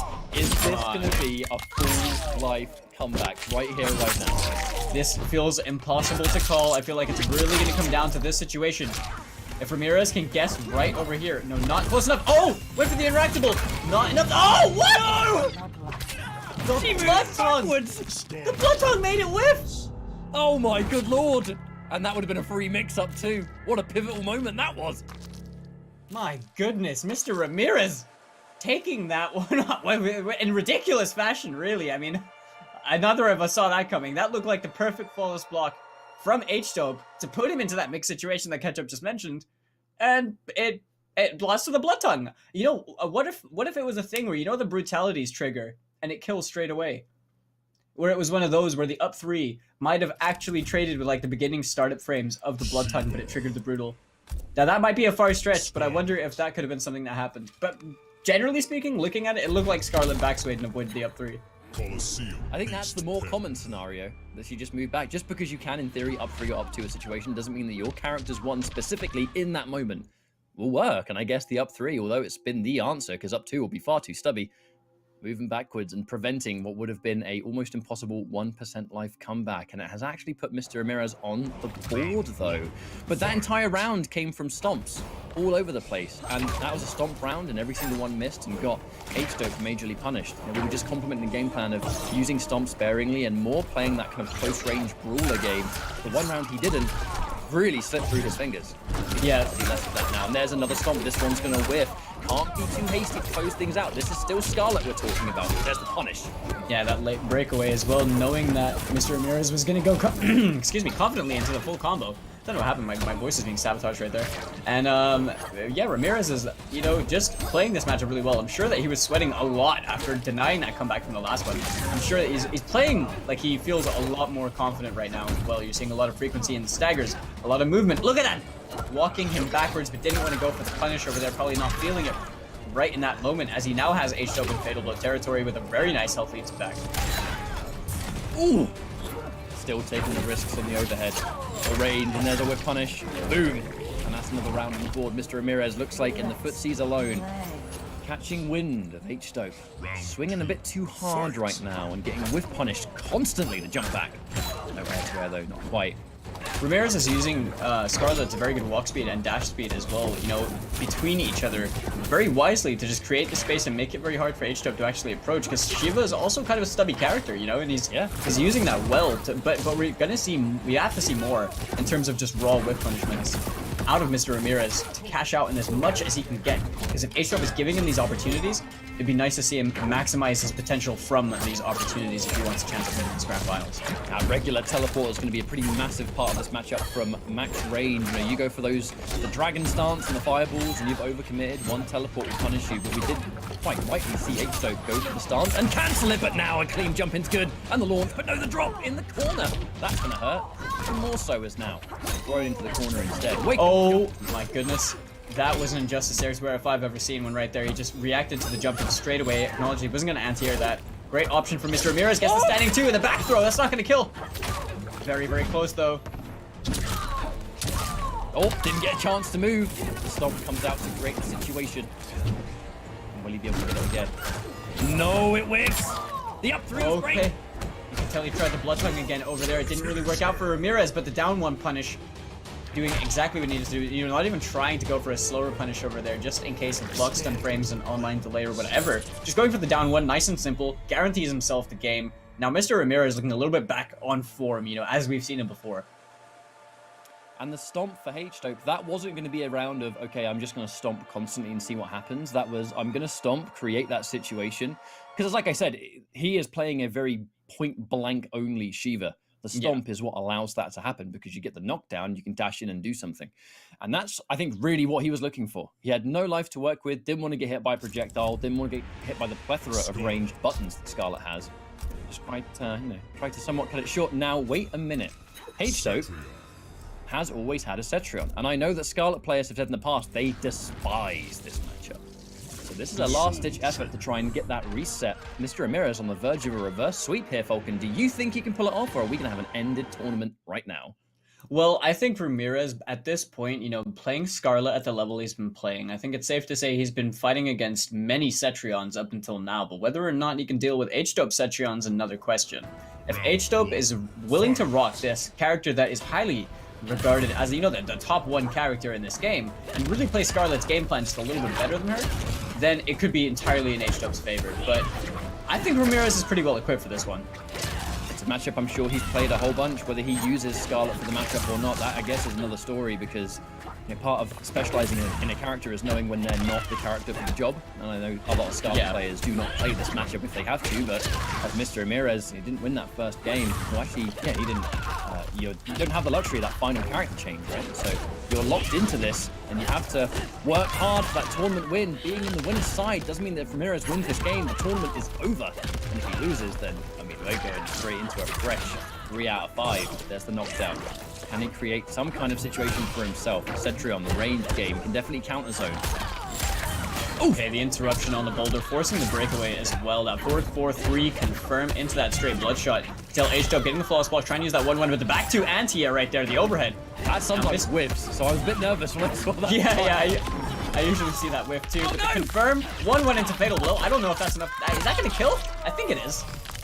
It's hard to say. I think she'll barely survive. You called it, yeah. 7.81 life remaining. This is ship territory. You gotta watch out for those earthquakes. You can see him frantically jumping. He avoided them.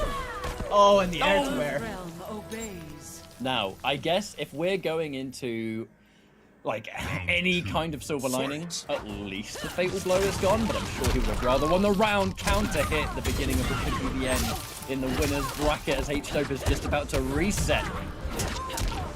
Oh no! So well, that 1-1 from the pushback on the moves before. You see at this range, he's using that 1-1 again, but Mr. Ramirez being wise to it this time. He's going to get himself a confirm in the corner. He has H-Dope off that defensive bar for the breakaway. He's also got the escape failed for the throw KB. Whether or not he's able to use him is another story, but he's going to find himself a hit. No confirm into that straight bloodshot. That could have really benefited him. Oh wait, Scarlet. Fatal blow. As long as that fatal blow exists, Scarlet has explosive damage output. But that anti-air is much harder. Oh, the flawless block. Not enough for Ramirez, but the wall to close things out. And we have a reset over here in Grand Finals. Now, this gives, obviously, Ramirez the liberty of being able to counterpick and kind of go into the fresh set a bit stronger. So this opens up the question of what's our first match going to be here now. Because we know that the Cetrion is able to fight the Scarlet, which, to be fair, was a good pick there from H-Dope. Like I said, a lot of Scarlet players say that they do not like fighting Cetrion at all, to the point where they use different characters in the matchup, actually, from what I've seen. Yeah. But you're locked into it, right? H-Dope had the luxury of that final character change and goes for essentially a counter pick. And Mr. Ramirez going in with the Kotal Khan. Have not seen Kotal Khan in some time from Mr. Ramirez, but I remember it being real solid. Yeah, Mr. Ramirez, we've mentioned this before, plays quite a number of different characters, and probably just feeling the general, just looking at both these characters alone, Kotal Khan has ways to approach Sin's customs against Shiva. Amplified Cat being a really good projectile crush option is going to factor out things like Beam. It's going to factor out Earthquake as well, because you're going to go straight over it. And he has the options of gap closing should Ramirez opt to play, the Tech Wani special. But generally speaking, Kotal has an absurd amount of damage in comparison. So we're going to see the Command Grab, the Con Cut, and the Grand Discus. So I think a pretty much the most common Kotal variation you see from people. Surprised not to see the damage totem as well, though. Round 1. And here we go. Kotal Khan, definitely a character that can fight Cetrion in terms of, look, he's always going to have damage where he does not. He gets KBs, yeah, sure, but he doesn't have KB damage for the most part. Whereas Yeah. when it comes to Kotal Khan, this is where we get an entirely different story. He hits you, it hurts. Big time. He's going to want to keep Kotal Khan as far enough away as possible. You're the buffer within forward 2 range. Looking ready for this matchup, though. Yeah, definitely prepared for it. Now, you know, H2 being Greece known to have another really strong Kotal Khan player out there as well with Quar. You know, maybe has that matchup experience just generally playing against, you know, a high-level Kotal Khan. But that 1-1 into the deadly wins right there, disrespected with that down one straight away from Mr. Ramirez. He's going to go into the tick grab off the 1-2. Now, I'm pretty sure he's not going to spin the bar here. He's going to go for the mid-screen Oki. Unblockable? Oh, gimmicks. Let's go. Ooh, advance. Now we push towards the corner. Sentry on the pushback of the win, so good. Oh, looking for a counter hit perhaps. Going right through that rock wall. Okay, there, the maximization from the launcher over there, taking that con cut really coming in handy for him, as all he needed was that jump in, gonna get it confirmed into the fatal blow. Now this is gonna do a lot of damage. It's not gonna kill H-Dope, but it's gonna put him in a guessing situation. Oh, wake up fatal blow! That's gonna be a bit of a tilter, surely. No one was expecting a fatal blow from that distance, but able to power through the discus. I don't even know if the discus had a chance to land there. Fatal blow came out way too fast in the first round for H-Dope. Going to put him into a comfortable situation, and for the first time has taken us the lead in the set. Yeah, and you know, I think the discus was probably just like a bait attempt or something like that, probably fishing for that KB just to close things out, but in reality, I mean, it didn't seem like a guaranteed option over there. Now he's going to find a 4-2-4 confirm, forces the breakaway from H-Dope and that short hop 3 to establish a little bit of pressure in the corner. H-Dope guessing wrong again. This is a scary place to be against Kotal Khan. Wow, just a raw jumping straight out of the corner. But there's that confirmed into the Khan cut. All the same, and we'll side switch from right back where we want set you off to be. Oh my goodness, that was cheeky. 4-2 unblockable. Have we ever seen that in competitive, especially in grand finals? I mean, when do we see Kotal Khan in grand finals, let alone that? But the goal from Mr. Ramirez is gonna get a confirm over here, almost 30% on the table. H-Dope's only just built back that bar. Push back on the regular wins, but when you push back, Kotal Khan goes to a range where he's like, okay, I'll fight you. Get that forward 2. Tell H-Dope is fishing for a hit right now, you know, preemptively using the San 1-1s as well, 4-2 buffer into the deadly wins. Mr. Ramirez just needs one good touch as well. There's no breakaway for H-Dope if he does manage to find himself hit. The respect is being shown for good reason. Ramirez knows one clean opening and we're going to take the lead in the set at last. Speaking of which, there's the breaker and a last chance now. Oh! Okay. Seeing Ramirez, oh, didn't want to commit though. Into the unblockable again? Almost dead. No, he mistimes the meaty! He mistimes the meaty! Oh my god, the high gets low profiles. The Sunray. No! Mr. Ramirez had an almost checkmate situation, Vulcan, but he mistimed the forward 2 meaty and he got whiff punished. That is tragic stuff. That one is an absolute heartbreaker for Mr. Ramirez, but he was so close to winning that game. It really came down to just timing that perfectly. And I guess at that space, I mean, how are you going to do that? It's a tough ask anyway, but it really did come down to that final moment, you know, that like short delay from H-Dope straight away into the wake up buttons, just blowing him up for it. And now, I mean, I don't want to be calling this a bit too early, but it seems like Ramirez might be getting a little bit tilted after how some of these games have ended. I mean, 99.9% of us would absolutely have been tilted after how that one happened, because you ever... so few characters can be in a situation in this game, outside of, you know, the obvious last breath and stuff like that. Yeah. Where they can put you in a situation that's pretty much guaranteed for them to win. And Kotal Khan button into Sunray is one of them. Mm-hmm. And that was one of those situations. It's just that, I mean, I'd need to go and check the tapes, but I'm pretty sure what happened was he tried to do the forward 2, mistimed the meaty, so it didn't jail, and then before he could do the Sunray, he got whip punished on waypoint. Yeah, that is a situation you could go in training and get the timing 10 out of 10 times, but in the match, it just didn't go that way, you know? Yeah, you got to deal with the human factor, you know, playing that mind game about when you knock them down, when are they actually going to be getting back up? So even if you're going to try and guarantee a game, it's like, It's still a rough one. Right now, H-Dope has a lot of momentum on the table. Mr. Ramirez is getting hit by smaller increments of damage, but very frequently right there. That almost worked out for H-Dope with the straight boulder. It could have potentially gotten the KB from that. Late active frame KB on boulder is something I'm never going to get used to seeing. It just always takes you by surprise, even after 2 years. But now the advancing buttons here, Mr. Ramirez trying to do what Kotal Khan does best. Forces way into that point blank position, really, but hasn't had a chance to establish what makes up. He hasn't, but the forward 1-2, he's gonna get the launch now. Ramirez is gonna spin the bar. It should kill over here and keep H-Dope in the corner, which it does.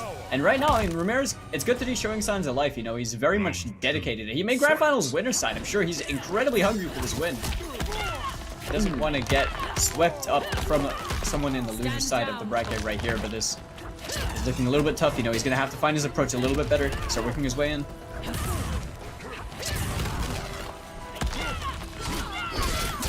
Oh, swinging a bit too hard there. H-Dope on defense. That forward 2 connects cleanly. Here comes that full combo for Kotal Khan. Damage buff as well.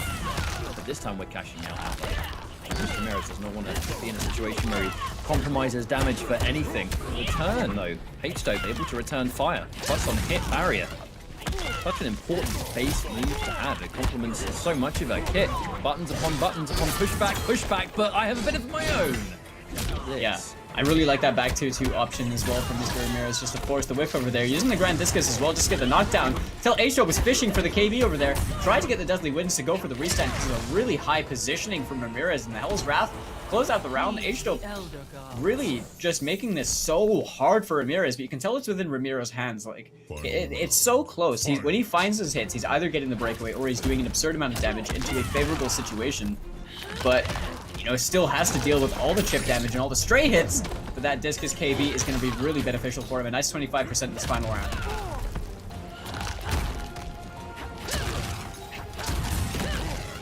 We go back to this patient game so far, but you can only be patient for so long with this many projectiles flying at you as Kotal Khan. The trade, not a terrible trade for Mr. Oh, but that was really good for him. Getting the breakaway over there off the Discus, I don't think that's entirely what H-Dope wanted. I can't imagine wanting to break over there.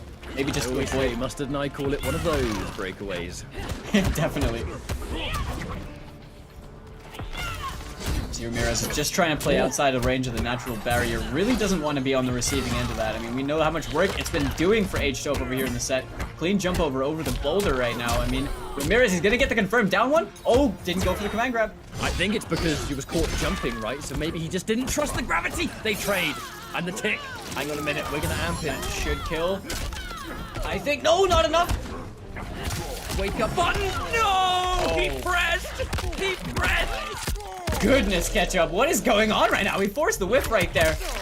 That, what was it, a down one backdash into forward 2-3, and then the counter poke just got blown up by Mr. Ramirez. Confirmed straight away into fatal blow by H-Dope, who now has 2 points up on Ramirez in this reset. That was, I'm going to be honest though, that was kind of clean from H-Dope, because the wake up buttons, he had to do it. He had to fight back because he was going to get put in that checkmate position again with Sunray, right? He had no choice. But the fact that he acknowledged that the wake up button into pushback gave him enough range to not try and jump, not try and be too hasty. He still had the peace of mind in that situation to back up and wait for the inevitable button and stick out the mid to whiff punish. Like, it was a really clean way of winning the game in a position where he had such little hope of winning. And Ramirez, you know, you said it's Ramirez is losing in some rather tilting ways. I think that is simply moving forward. That's another heartbreaker to lose. And Mr. Ramirez going in with this noob Cyborg. I was thinking about it. You have to realize going in with noob. The reason I think he second guessed it is if he picked noob Cybot there and won, there's no way H-Dope wouldn't have picked Shiva. And Shiva versus noob, it was a guarantee, don't right? Bother. But it's like Shiva versus Kotal. Now that's not too bad, right? But it's like, now this is a rough one because H-Dope has that points advantage, you know, and now it comes the counterpick situation where both these guys play a lot of characters, but Ramirez is going to have to be sticking to his guns. He's going to be rocking the same Kotal Khan variation that we've been seeing since this bracket reset. And he's been very close to winning these games over here. H-Dope has ultimately been the one to pull through when it matters. Cetron's been quite the pick against Mr. Ramirez so far. I've not actually seen Cetron versus Sindel matchup in quite some time, but I wonder if there is a reason Ramirez isn't playing that one, considering Sindel would spend the absolute majority of the heavy lifting game into Grand Finals. Scarlet versus Centron would make no sense. It's a matchup they hate. Kotal Khan looking more practiced. The noob Cybot in theory could have done well versus Centron, but then you have to realize it would be a Shiva up next, and ain't no noob Cybots want to play that matchup. But there's the Ramirez fighting back. Yeah, that great bait right there after applying, a lot of, the frequent, I guess, gimmick pressure in the corner and just finding that few hits and stuff, kind of forcing the H2O pour out of H-Dope and was ready to challenge it straight away with the moment he did it. Now we're seeing Ramirez just be really patient on neutral. He's trying to weave his way through. Good throats hit. Just to find that forward two, get to confirm, like there. Over here now, H2O forced off that breakaway he had to, and I'm sure that command grab was a missed input right there for Mr. Ramirez, who got caught in the counter hit, but luckily it didn't amount to too much. Oh, we're gonna amplify again. Ramirez, normally some Kotal Khan players, they do like to go for regular command grab just to keep better frame data, but I think right now he wants damage. He wants damage right now as well. I don't know why he didn't spend the KB though, off the punish, because there was no breakaway on the side of H-Dope. Hopefully that one doesn't come back to haunt him, but it looks like he is going to be taking the game with this command grab. Mr. Ramirez keeping himself alive once again at death's door. And I think definitely, we said tilted. I think tilted is confirmed with that kind of pop-off after the game. How many games did it take for Mr. Ramirez to actually get a win here? The second he does, we see that. Now, I personally, will be honest, I actually think that's a mistake. Why show the opponent that they bothered you that much in a grand finals where they're up on games? I think that you're kind of giving H-Dope too much information, because if he knows that you're tilted, that's just giving him a mental advantage outright. Unless he's trying to play the reverse psychology game or something, where he's just trying to play basic psychology, where he's trying to tilt H-Dope now. Or he's like, I'm just gonna teabag you and I'm gonna fatal you.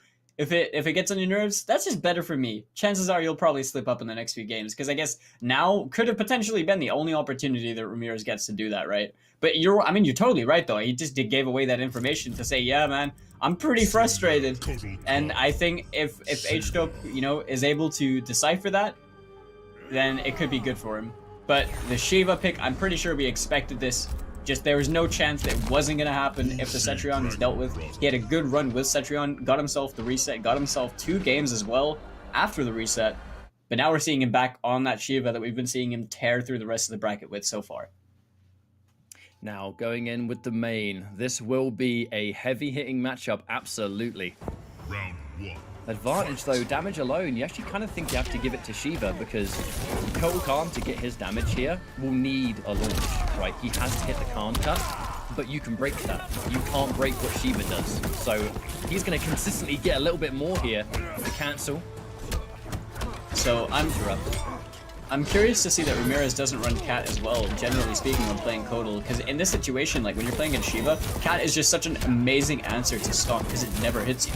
Like, regardless of if it's delayed or not, you can always Cat reaction. Which could have been interruption attempts right now, by the way. I think the threat of the spin really come about. Oh, looking for a whiff punish. Down 1, low profile. Yeah, no, using that down 3 to check him as well. Going for the Grand Discus, he's going to knock him towards the corner, but that overcommitment right there is going to get counter hit by the Stomp. Ramirez trying to go for the air-to-air, and H-Dope now once again on tournament point. Now, the tournament point does indeed exist. H-Dope, who buffers the back forward just in case. Debuff time. What's it going to be? The stance. More of it. To create the damage. Ramirez unable to establish anything here. The parry. Oh, but the blow up. More. The stance. Oh, this is brutal right now for Ramirez. It's just taking all of his health and chip damage. Just trying to close the gap right now. And the Dragon stands with a flawless. H-Dope is sitting there going, all right, mate, is your down input still working? How about this? Oh, he's definitely trying to fatality. He's not going to friendship. This will not be a friendship. Oh, it will be. Oh, H-Dope, nice guy. Nice guy. Remains the less rude player, I guess. But I tell you what, that last round must have been a bit satisfying, to be completely honest. But going in with the Shiva, And that last final game is going to give H-Dope that tournament win. And I'm actually happy to see H-Dope get a win because he's been grinding this for a while, and this was no doubt a big result for him. Now allows K-Top and H-Dope to have collectively won tournaments between the two of them. Impressive stuff, Falcon. Yeah, really good stuff. And I mean, even though it wasn't K-Top this time winning around, it was his twin brother. It goes to show just how strong both these guys really are. Where even though we haven't seen H-Dope as much frequently in terms of the brackets, like the top 8 brackets, we now see just exactly what he's capable of and what bracketology can also do to certain players. But that win is going to definitely put him in a much better position after taking the 350 points for the regional finals, especially with this little time left in the Intercontinental Kombat. Now, before we consult the bracket and see what the journey's been and everything else, you can see it right up the top of your screens, right? Presented by PS4. The reason for that is because the PS4 tournaments has been the absolute one-stop shop for competitive Mortal Kombat 11 for almost an entire year now. Not because of just pro competition, but because of the Open Series, a weekly online invitational where you qualify for it on Monday. And if you play well enough, you get invited back on the Tuesday to compete for weekly cash prizes. And there is a monthly final at the end of each month with more significant prize pot and bragging rights. You can go to compete.playstation.com. The next qualifier is tomorrow, Monday. If you play on EU East and West or NA East and West, you can enter both within your region. Give yourself extra chances to qualify and all that. And we'll see you on Tuesday, hopefully, to compete for some money in a very similar show. But look at our journey today. The reset happened from H-Dope. Ramirez able to get something on the board, but H-Dope definitely having the last laugh. A nice, varied bracket, Falcon. I love to see the representation here. I mean, yeah, look at that. We got 2 players from Turkey. We got 3 players from Greece. We got 2 players from Russia. We got 1 player from Latvia. It's like the international representation and just how much each individual region is growing in terms of strength and coming together as a collective who are also all growing and becoming so much better is truly amazing, to be honest. And this is only just the eastern side of Europe, by the way. This isn't even factoring in the western side where we got a huge other pool of killers over there. But before we can get into all that stuff, I mean, that's what's going to be all later on, so we hope you tune in back then. But that's been all from myself and from Ketchup. And thank you guys very much for watching the Intercontinental Kombat for EU East. It's been a really good top 8, and we hope to see you later on.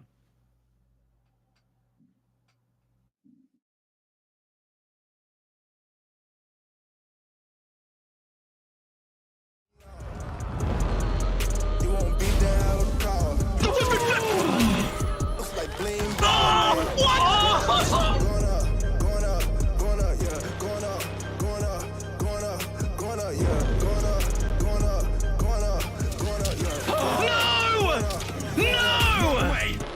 Jokes, no gimmicks, just combat.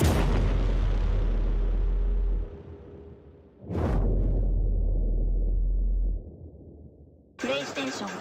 Looking for attention, I don't need the extra tension, cause I'm in the 4th dimension. Trap P is high in suspension. Now don't bother with the haters, cause they all be imitators. Real life manipulators, get it back up and see you later. I like me for me. I'ma be what I'ma be. I like me for me. I am who I wanna be. Na na na na na na na na na na na. Gotta prove it to myself and nobody else. Gotta prove it to myself and nobody else. I like me for me. I'ma be what I'ma be. Prove it to myself and nobody else.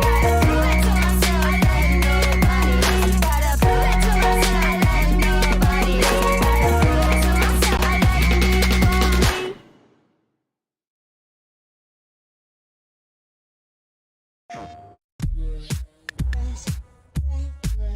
myself. I like me for me. Hey guys, Ketchup and Mustard here, and it's time to test your might in the Mortal Kombat 11 Open Series. Ready to rumble? Power on your PlayStation and head to the Events app, filter by type, and select a convenient date and time. Boot up MK11 and locate the PS4 Tournaments menu option. Click it to visit a familiar place, the Console Events tab. Sign up and prepare to play. Once registered, you can view your tournament details and check-in time. A notification will remind you to tighten your black belt and get over here for your match. Continue combat in the open qualifiers to close in on the competition. Thank you for watching, and we'll see you in the tournaments.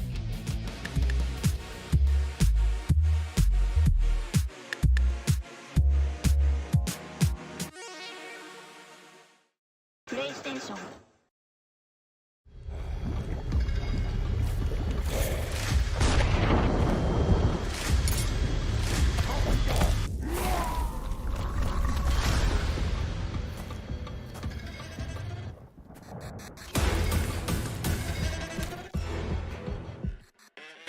Who are you? I'm your worst nightmare.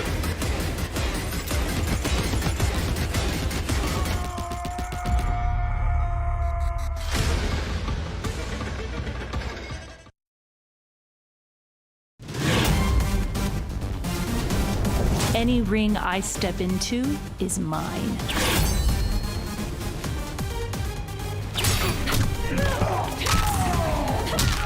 End of the line. Then this fight is now personal.